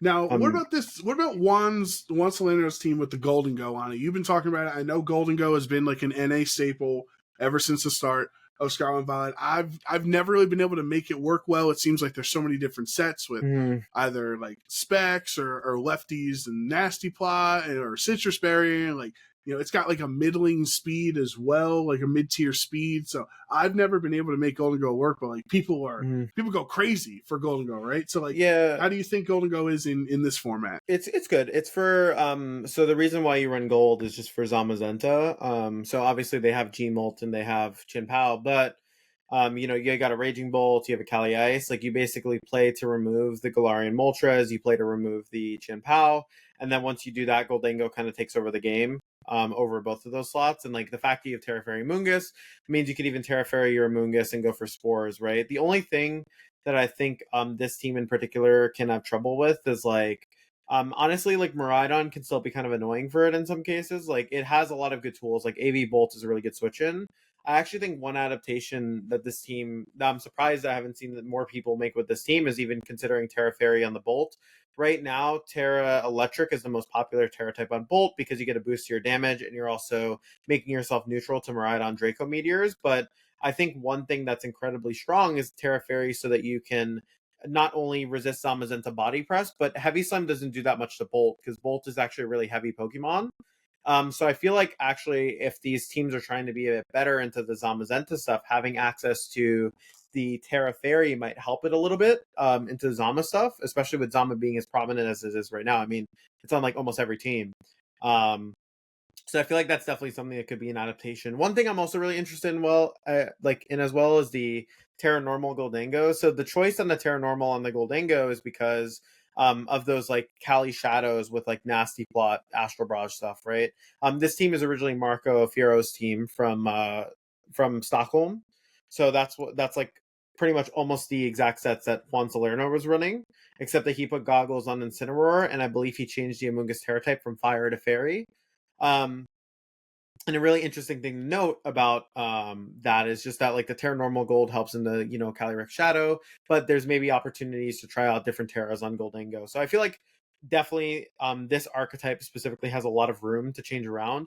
I think Goldengho for Zamazenta is a really good check, and even though like there are Pokemon like Galarian Moltres, Chinpao that can like pressure it, if Chinpao's running Throat Chop, of course, but that can pressure it. But the thing is that like you have Incin, you have Amoonguss, you have like Calyrex or Raging Bolt, usually Raging Bolt, right? That can work really well next to Goldengho to kind of neutralize these Zama teams. So I think that's only something that you will see like be more common on Calyrex teams, because I think Gold is actually really good for that reason.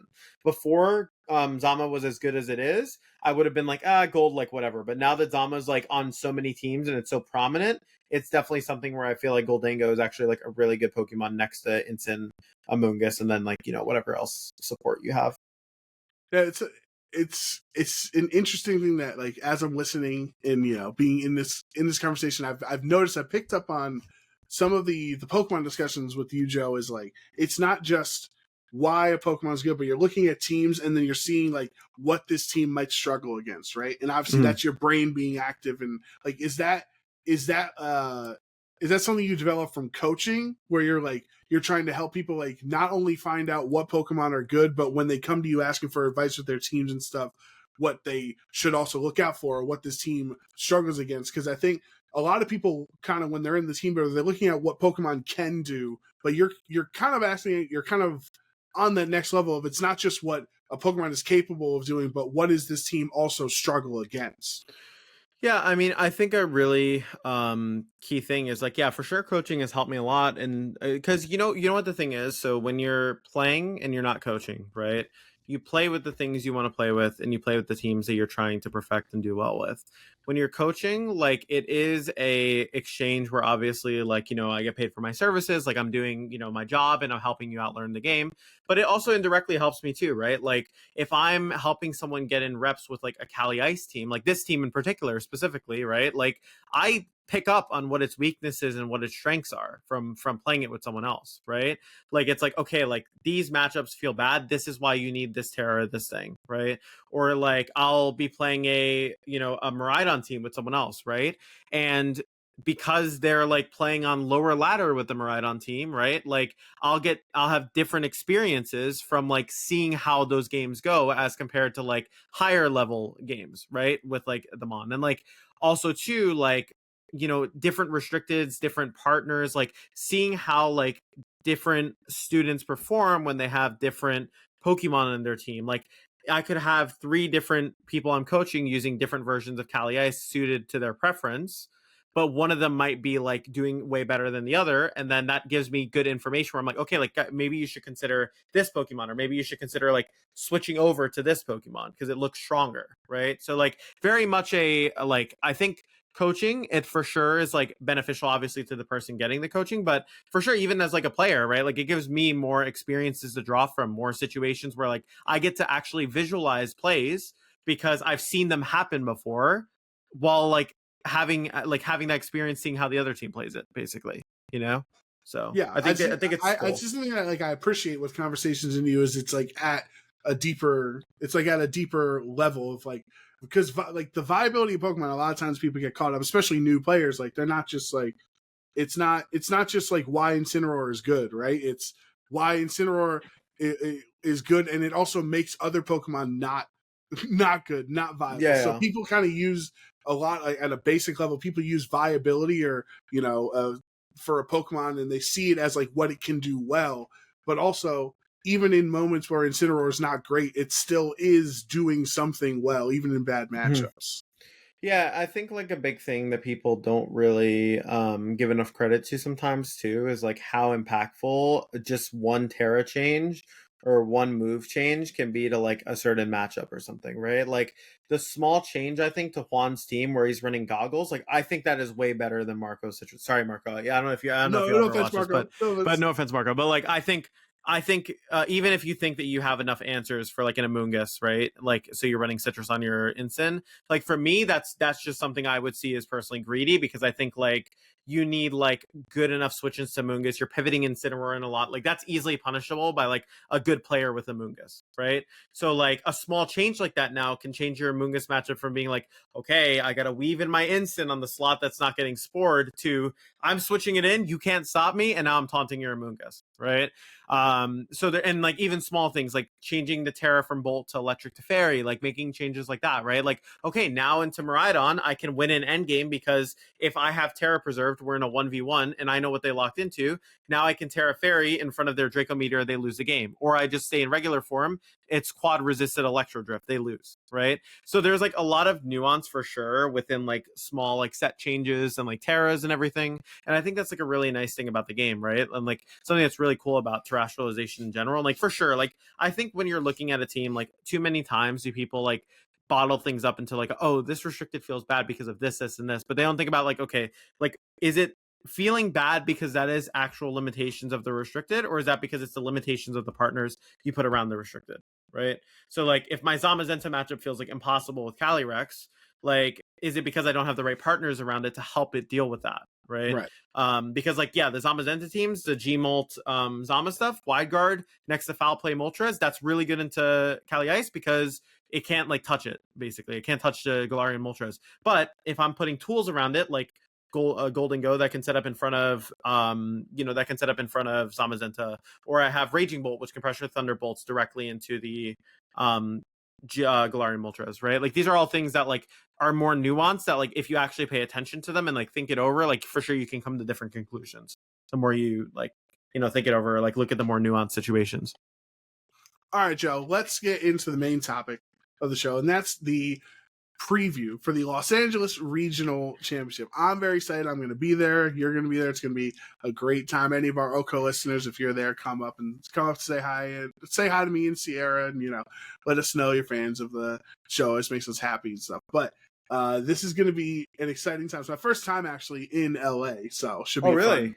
Yeah, I've never been. The only time I was in LA was for the half-hour connection I had at LAX before Australia. That was the only time. So I've never left LAX at this point. So yeah, very much am excited to actually see the city. But so we have what we always like to do, Joe, is we like to do predictions for our upcoming events. So since you're filling in for Sierra, you're going to be predicting the Los Angeles Regional Championship. So we have 5 questions. It doesn't actually matter who wins or loses. It's all for fun. Like we can technically give the same answer. It's not like, if I say A, then you have to say B because you have to be tactical. Like you might want to if you want to win. If you want to win the predictions, you're totally allowed to do it. But now you don't have to give a different answer than me going. So are you, I know you've been preparing to play in LA. Are you ready to give your predictions? Oh, I'm ready to give my predictions, Joe. This one's gonna be competitive. I'm not gonna lie to you, Joe. So this one, I'm gonna be keeping count. I won't forget. I mean, we might as well be playing Valorant right now with how competitive. Yeah, right. All right. So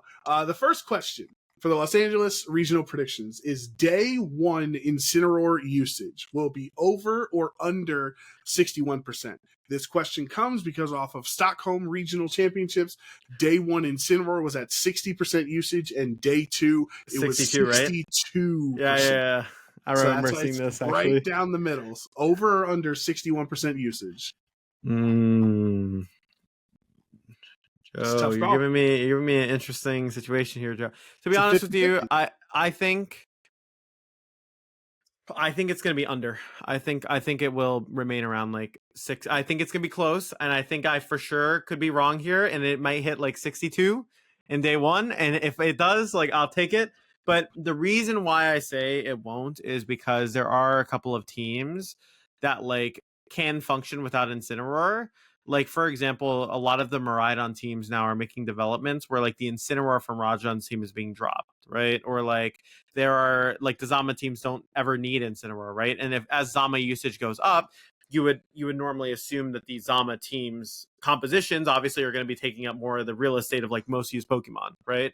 So, to me, like, I would say it probably remains, like, it'll be high for sure. I think it'll still be, like, 59, 60, maybe it hits exactly 61 and we're both silly. Hey, we're both screwed, but I think it will be lower. All right, I respect your opinion, although I'm going to go the other way. I was going to go over even if you said over, because I think North America is very much Incineroar pilled. compared to Europe, right? Where in NA, Incineroar got up to like 70% usage, and in Indy, what was it exactly? I can scroll down and see. Was it 70 in Indy? It was so it was 61.58, so 61.5% on day one, and day two was 70.5%.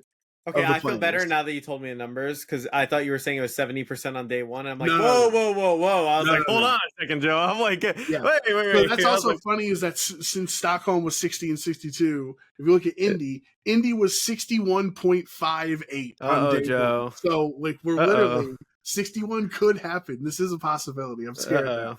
Okay, if we hit 61, like, is this just like, all right, I'm gonna say it depends how far into the 61. And if it's 61.9, I think I get that. That's crazy, Joe. All right, get me on a technicality already. That's wild. All right. What, you never learned how to round up in school? Yeah, I mean, I guess so, but also if we're going by Pokemon rules, Pokemon always rounds down even when it's at 0.9. Yeah, we're going off so, Joe, life orb calculations. Yeah, I know, right? What can I say? That's all right, Joe. I'll let you have that one. I don't know. I think it'll be over 62 because a lot of North Americans they like Incineroar. It's easy to plop onto a team and stuff, and I think I don't know. I could definitely be wrong, but we'll see. We'll see what happens. That's fair. Question number 2. This is right near to your heart. Will there be more Kyogre or Groudon in day 2? So not like, we don't have to give me the usage rate, whatever percentage is going to be, but let's say there's 50-ish, maybe 60 people that qualify for day 2. I don't know what the number usually is. Which restricted will there be more of, Groudon or Kyogre? I gotta go with Kyogre. I think my boy Groudon, unfortunately, he's on retirement right now. He's in he's in the home. He's chilling. He's getting 3 meals a day, but he ain't really going out for a stroll too often. Maybe I would say my prediction is there is 2 or 3 Groudon in day 2, and there's like, if I'm giving exact numbers, I think there's like 5 Kyogre, maybe, and I think like 2 or 3 Groudon is kind of generous. I think it might be less. So now, the reason I asked this question, because if this was after Indy, it's no contest. Literally, day 1 Indy was almost 12% Kyogre to 5% Groudon, and then day 2 was 11% to 3%. So that's not even close. However, in Stockholm, day 1 was 5.5 to 4.7 in Kyogre's favor. And day 2 was 3.1 to 3.1. So the exact same amount of Groudon and Kyogre in day 2 in Stockholm. Man, these guys really are jobless, man. Like, look at how far they've fallen, bro. Like 3%. Come on, like yo. If you told me in 22 that Kyogre and Groudon were gonna be down to 3%, like I would not have believed you. But it's so sad. You know what I mean? That's crazy. It's almost like they no longer have 200% HP, and Groudon can't give himself 3 special defense boosts anymore. It's crazy. Yeah, it's messed up, man. The world's a cruel place for these guys. Tied with Zacian, by the way, which is actually pretty interesting. But I will agree with you. I'll say Kyogre. I think it makes the most sense. I think Kyogre is actually pretty strong. I'm hoping you can get a little bit more explored. Like, I think the Serena teams are cool and all, but I'd like to see a little more innovation and maybe some other Pokemon we can put with the Kyogre there. But that is question number 2. Question number 3.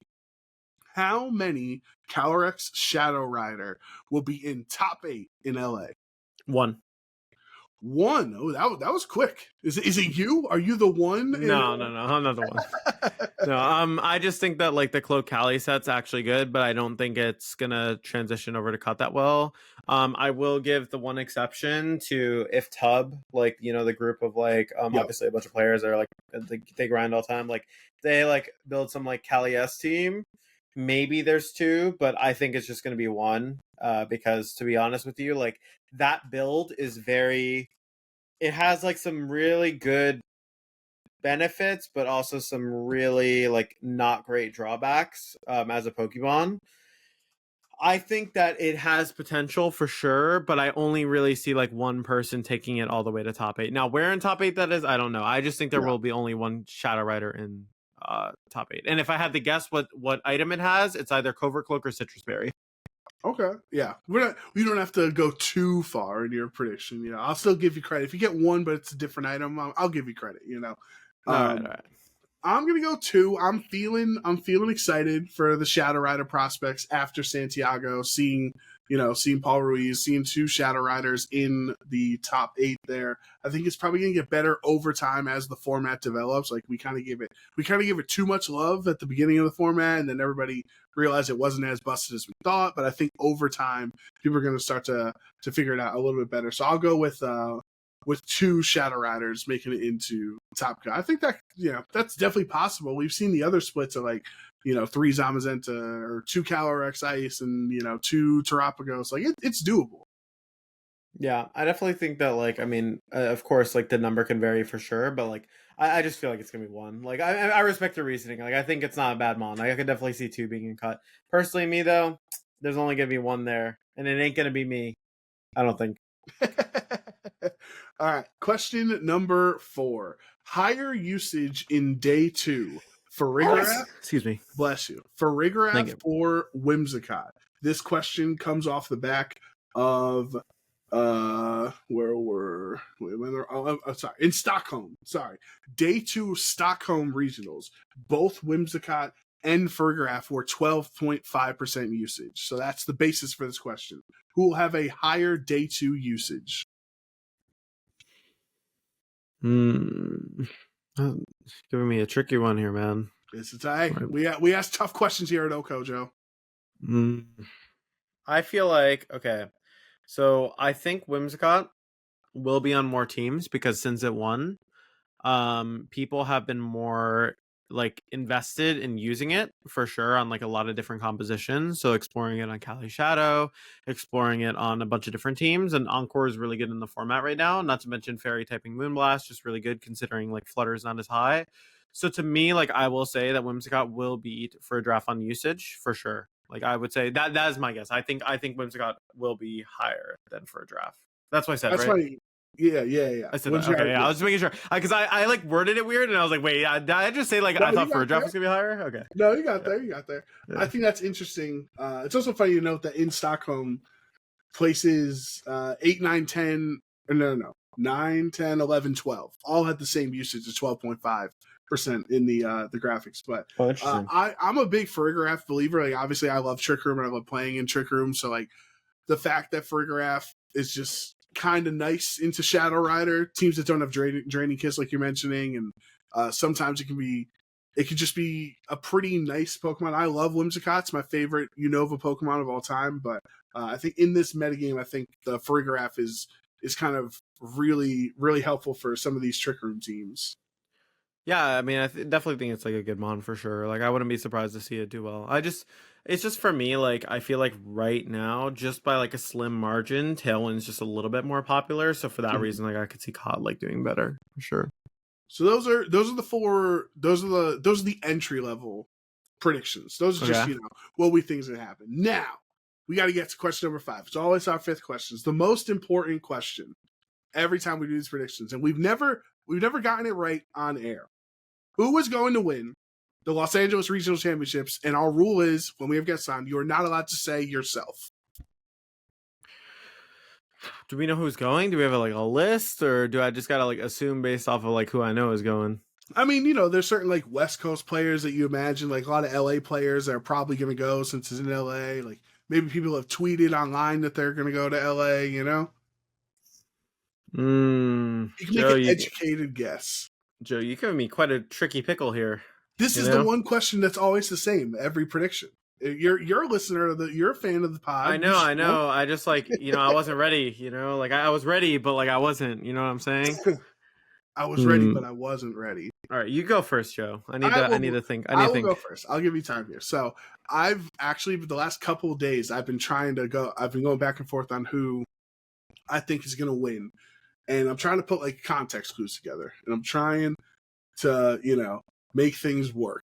And my thoughts, it's like who I think is going to win, who I want to see win. I would like if we can get somebody to be a repeat regional champion on the graphic. I think that would be cool if we have one person that's on there twice. This is our last regional of the season. I'm like, all right, so I've already narrowed it down to already a regional champion this season. And then today, as of recording, today, I solidified my answer because Alex Underhill announced his new sponsorship. He's sponsored by a team, so congratulations to Alex. He's on the same team as Nick Navarre, and Nick just absolutely dominated in Indy. So my answer is Alex Underhill is going to win his second regional of the season this weekend in Los Angeles. All right. So I've given it some thought after what you've said and everything. So for me, I don't think it's going to be a repeat champion. I think only Wolf can pull that off. I think that if I had to guess, like, because it's someone that's not a repeat is like my prediction, right? My assumption would be it would be a player who like has made it far before but hasn't gotten the win. So that would be Raghav Malavia to me, because I think that he always has like a really solid team at like the middle point of the format. And I feel like this is around the time where like, starts grinding a little bit, kind of gets warmed up to the format. I feel like that, like if I had to make an educated guess as to who would go the furthest, like without context of like knowing who would be there, I know he's going to be there for sure because he's West Coast probably. That is who I would guess. That's a fair guess. Raghav's a great player. Got second at NAIC last year, so we're getting into the summer, right? Maybe it's time for Raghav to vibe and win. What about like Alberto or the other LA people? I'm like set on Raghav as my answer. I'm 100% like set. Because I think like for him, I think that even with his friend group and everything, he's like a lot of the times. It's not that like the rest of his like friend group that he's with, like Colin, them don't like build, but like he is the main person who is like building the teams and understands them the best, because he's like working with those tools, and using them consistently. He's the one intentionally putting them on the team.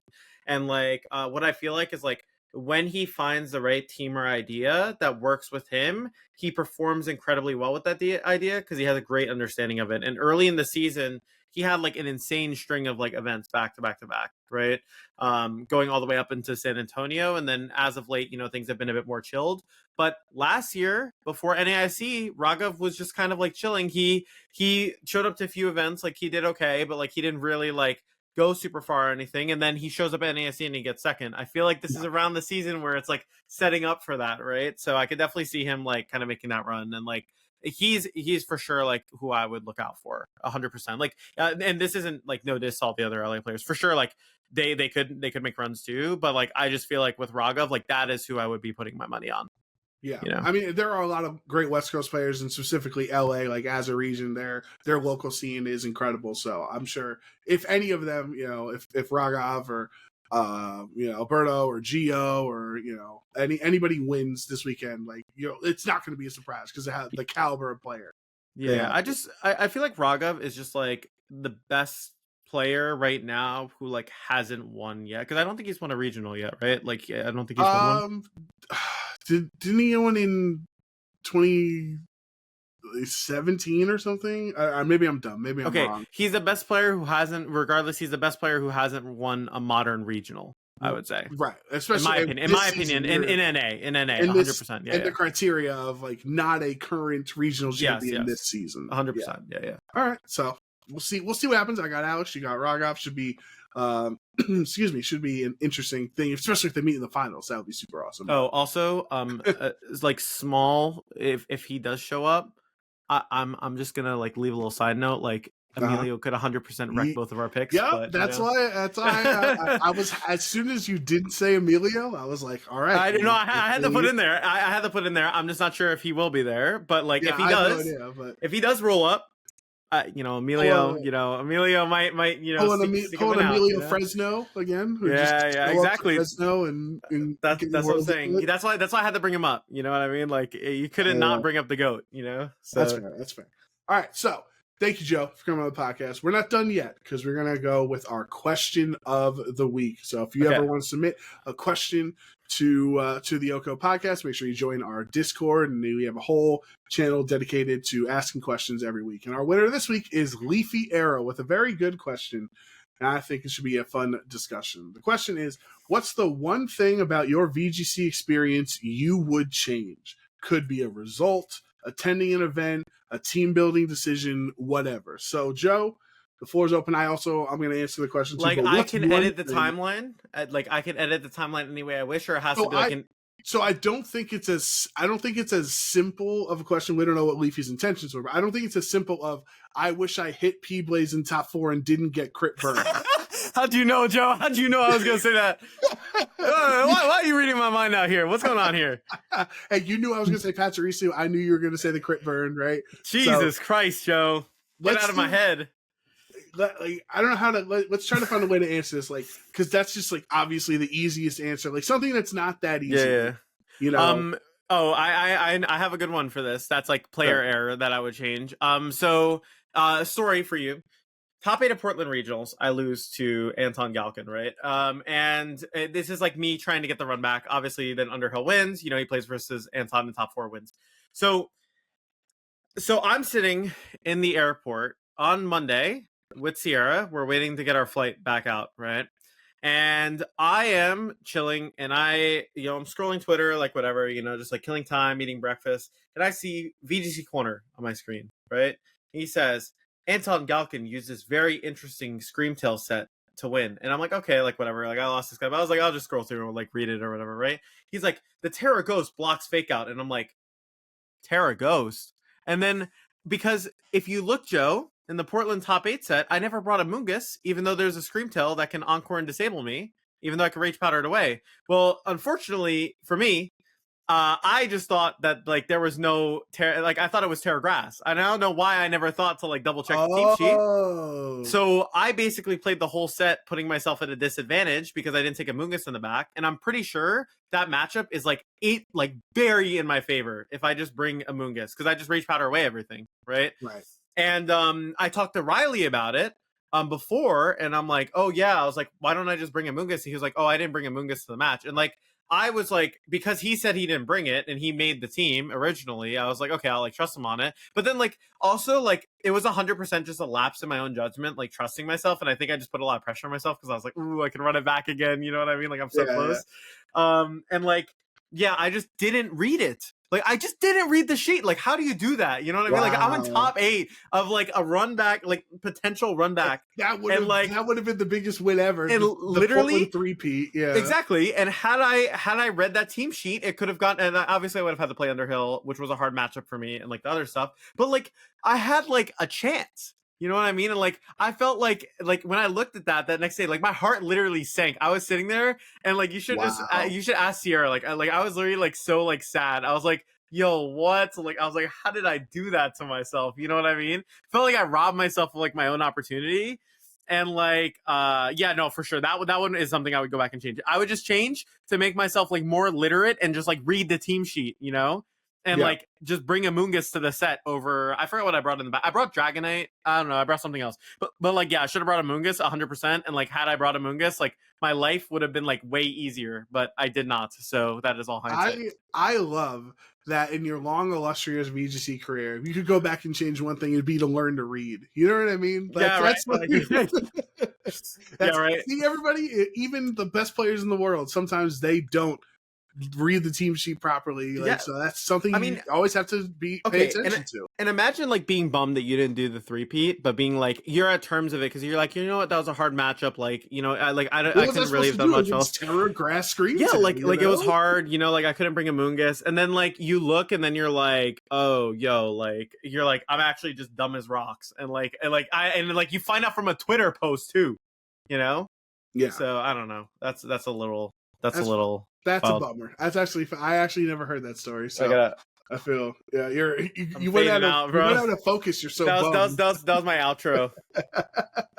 So no, I'm not back yet. Fuzzy. For our audio listeners, Joe has become blurry on his. I told the story and the camera was like, we don't got to show him anymore.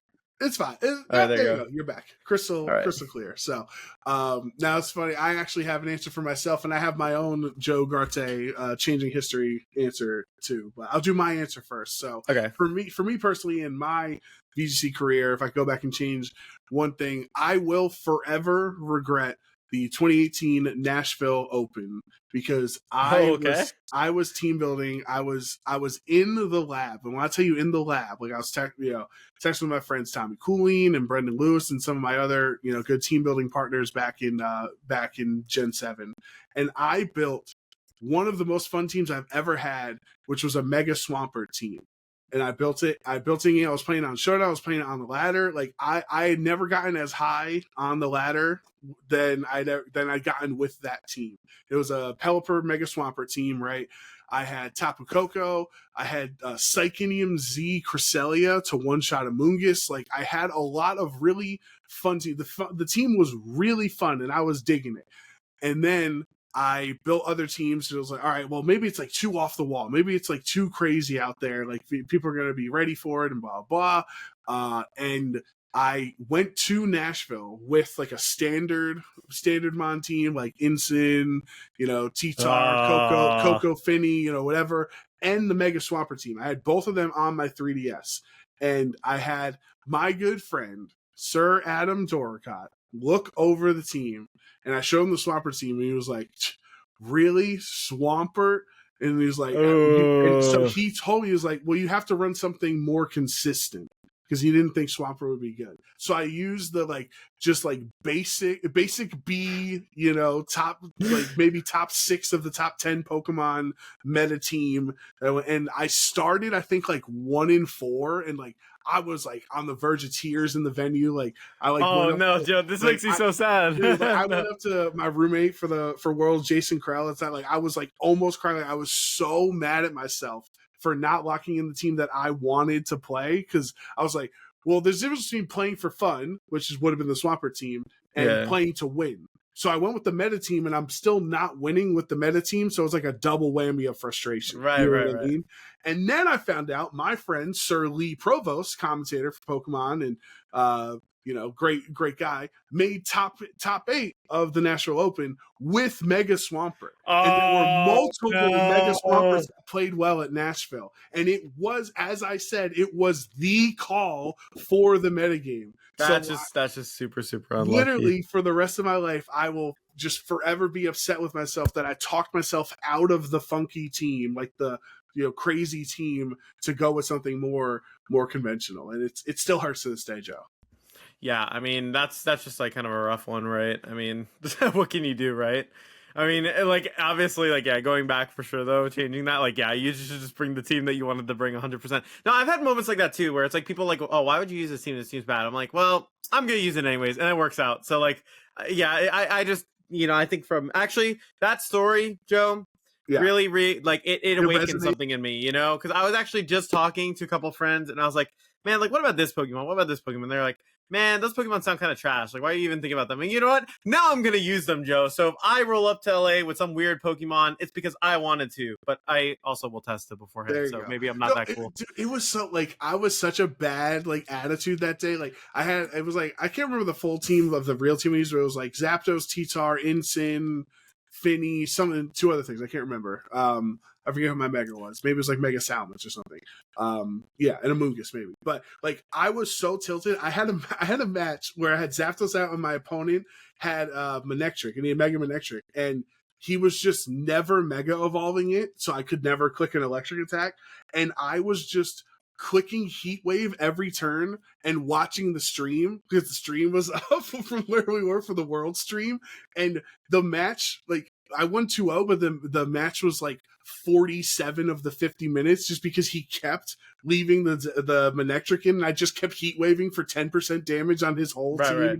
He had no Zapdos answer, and for 50 minutes straight, I was just fuming, even though I won it. I think I finished 5-4. I could have finished 4-5. I don't remember. So I kind of recovered from my bad start. Right. I just know I would have rather went 1-4 with the Mega Swampert than go 5-4 with the Mega team, or the meta team. You know what I mean? Because it was more fun. Yeah. And it was what I built. I was just using some meta nonsense that other people use, it was But I have a Joe Ugarte. If I could go back in history and change one thing, answer. You ready for this? What is it? Yeah, I'm ready. I would change my Tapu Koko's nickname in Daytona Regionals. That's what I really? would do. Oh, okay.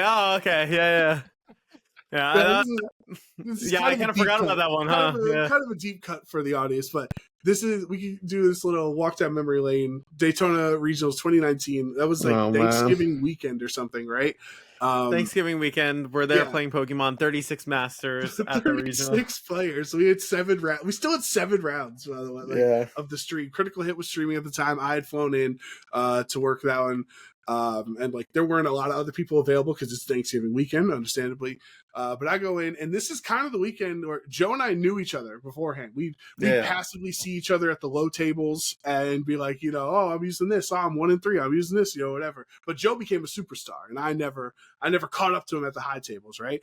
And that weekend, unfortunately, in the finals, Joe Ugarte's his patented Tapu Koko that he's used the whole weekend. They're doing the team sheet, and it's got what they deem an inappropriate nickname on the Tapu Koko. Now, Joe and I don't think it was. We're not going to get into that conversation. Definitely not. Yes, we don't think it was. Was it offensive? No. Was it understandable that they thought it was offensive? Sure, I guess. Potentially. Well,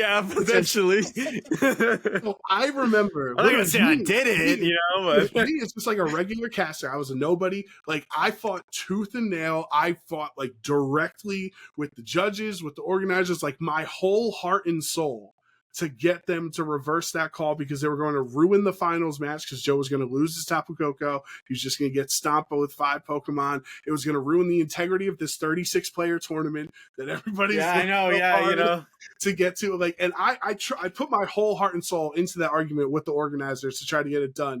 And I think Joe appreciated how far, I did. how much of a level I went to defend him. And even though I was unsuccessful, I think that was really the first, the flint that ignited the flame in our friendship, No, I agree. I do remember that very vividly. I think that whole situation, by the way, actually for context was really funny because I'm not going to say what it was called. However, if you look at the Portland 2019 VODs, which is the regional I won before Daytona, the name is clearly on there. Yep. On one of the matches. And no one gave me any trouble about it. That is one of the arguments we said. All right. And then we get to regional, and then I'm told that it's not okay. But I have a funny thing to tell you, Joe, which actually I don't know if you know this. So I talked to them and they're like, oh, I was like, well, why isn't there something where it's like you're required to put your nickname for your Pokemon in there? So if it's a problem beforehand, you can tell people. Right. Oh. So then magically, after that situation where like there's an argument for like an hour and a half, guess what magically appears on the next time there's a submission? A nickname feature. So you could say indirectly that I am a part of VGC history through my slight ignorance to just being like nicknaming my Pokemon something dumb that in hindsight probably shouldn't have named. I did not know that. That's awesome that you changed the history of team sheets forever. And it's funny, actually, because literally, like, right after that, nicknames were pointless anyways, because you could just change them all the time, pretty much, because they changed a feature. And also, on top of that, even better, is, like, you also just didn't show nicknames in Spectator mode and Sword and Shield. So it was literally, I introduced a pointless feature, basically. Like, an extra thing that you have to fill out for no reason if you have a nickname Pokemon. On stream, the matches we have on stream, the judges make sure the players turn their names off, the nicknames. So yeah, exactly, right? So, like, what was the point? Yeah. Wow. That was... Right. Everyone at home, just pour one out for Tapu Koko. That's all I can say. Yeah, Tapu Koko had it rough. Be honest, because Brady ended up winning. He stopped you without this Koko. Do you think you would have won, or do you think he, in an honest moment, do you think Brady still wins the set? Me and Brady had a conversation about this, funny enough, and I always joke around. I'm like, man, if I had like my Tapu Koko, like I would have beaten you so bad, bro. Like you would have been cooked. You know what I mean? You would have been a fraud. To be honest with you, the matchup was pretty it was 60-40ish, I think, in his favor. Like there was definitely a world where even if I had the Tapu Koko, I could have fallen short. So to be honest with you, do I think I would have won? I think it could have gone either way. I think it would have been given me a bit more options. However, the mode that I was bringing into Brady was my traditional approach, and the Koko would have been like an adjustment if I had the option. So basically, the first game loss would have happened either way because I would have brought what I brought. The second one, maybe I would have had a better adjustment. However, if you lose a game 1 doing what you were gonna do anyways, and then there's 2 more games, there's a reality where even if I had the Tapu Koko, I could have lost. And also, if someone looks up that name before you say anything, because I need to clarify this ahead of time. Look it up, yeah. All right, if you look up the name plus the neighborhood, that is the band that made that song. That is the only thing I thought of when I made that nickname. Okay, that is it. That's all I have to say about that. That's believe me, we had like a 45-minute discussion with the judges. Just go that was, to this day, one of the most nonsense judge rulings I've ever heard, like unjustified judge rulings I've ever heard in my life. But that is for they should have just had nickname off feature earlier, but it's all right. We got it now. Well, that's what we did at Liberty Garden. We would literally, we would tell players to have their nicknames turned off because we had instances in, I can't remember if it was X and Y or Sun and Moon, where there were some very unsavory nicknames. So at a certain point with the streams, you don't want to have offensive stuff on the stream. So players at our events would have to have their I'm curious if off. we're thinking about the same unsavory nicknames, particularly at Kyogre.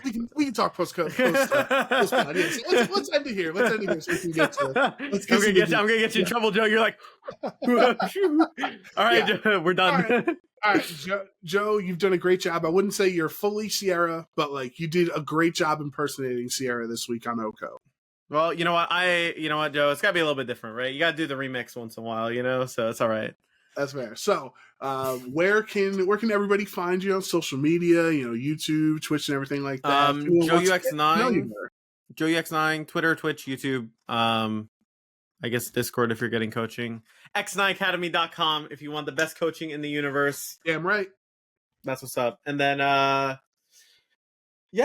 pretty much it. Coming by Twitch streams, much appreciated as always. That's like my favorite thing, actually. I think streaming is actually my favorite thing. I enjoy coaching a lot, but streaming is awesome.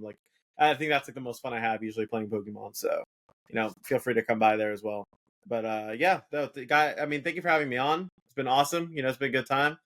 Feel like we had a lot of good, interesting conversations, but also felt like two buddies. Take it easy. Sure. Talk about Pokemon. And we're not bothering anyone. We're not yelling at 5 a.m. in a hotel lobby like we usually do. Yeah, that's true. All right, so thank you, Joe Ugarte, coming on the pod this week. Thank you for everyone who made it this far into our podcast. We appreciate you watching and listening, however you consume the podcast. Sierra and I will be in LA this weekend. Make sure to say hi to us if you are coming to the regional. Sierra will be back next week to recap what happens in LA. It's going to be a great time. Thank you, everyone, for watching. We'll see you next time on OHKO.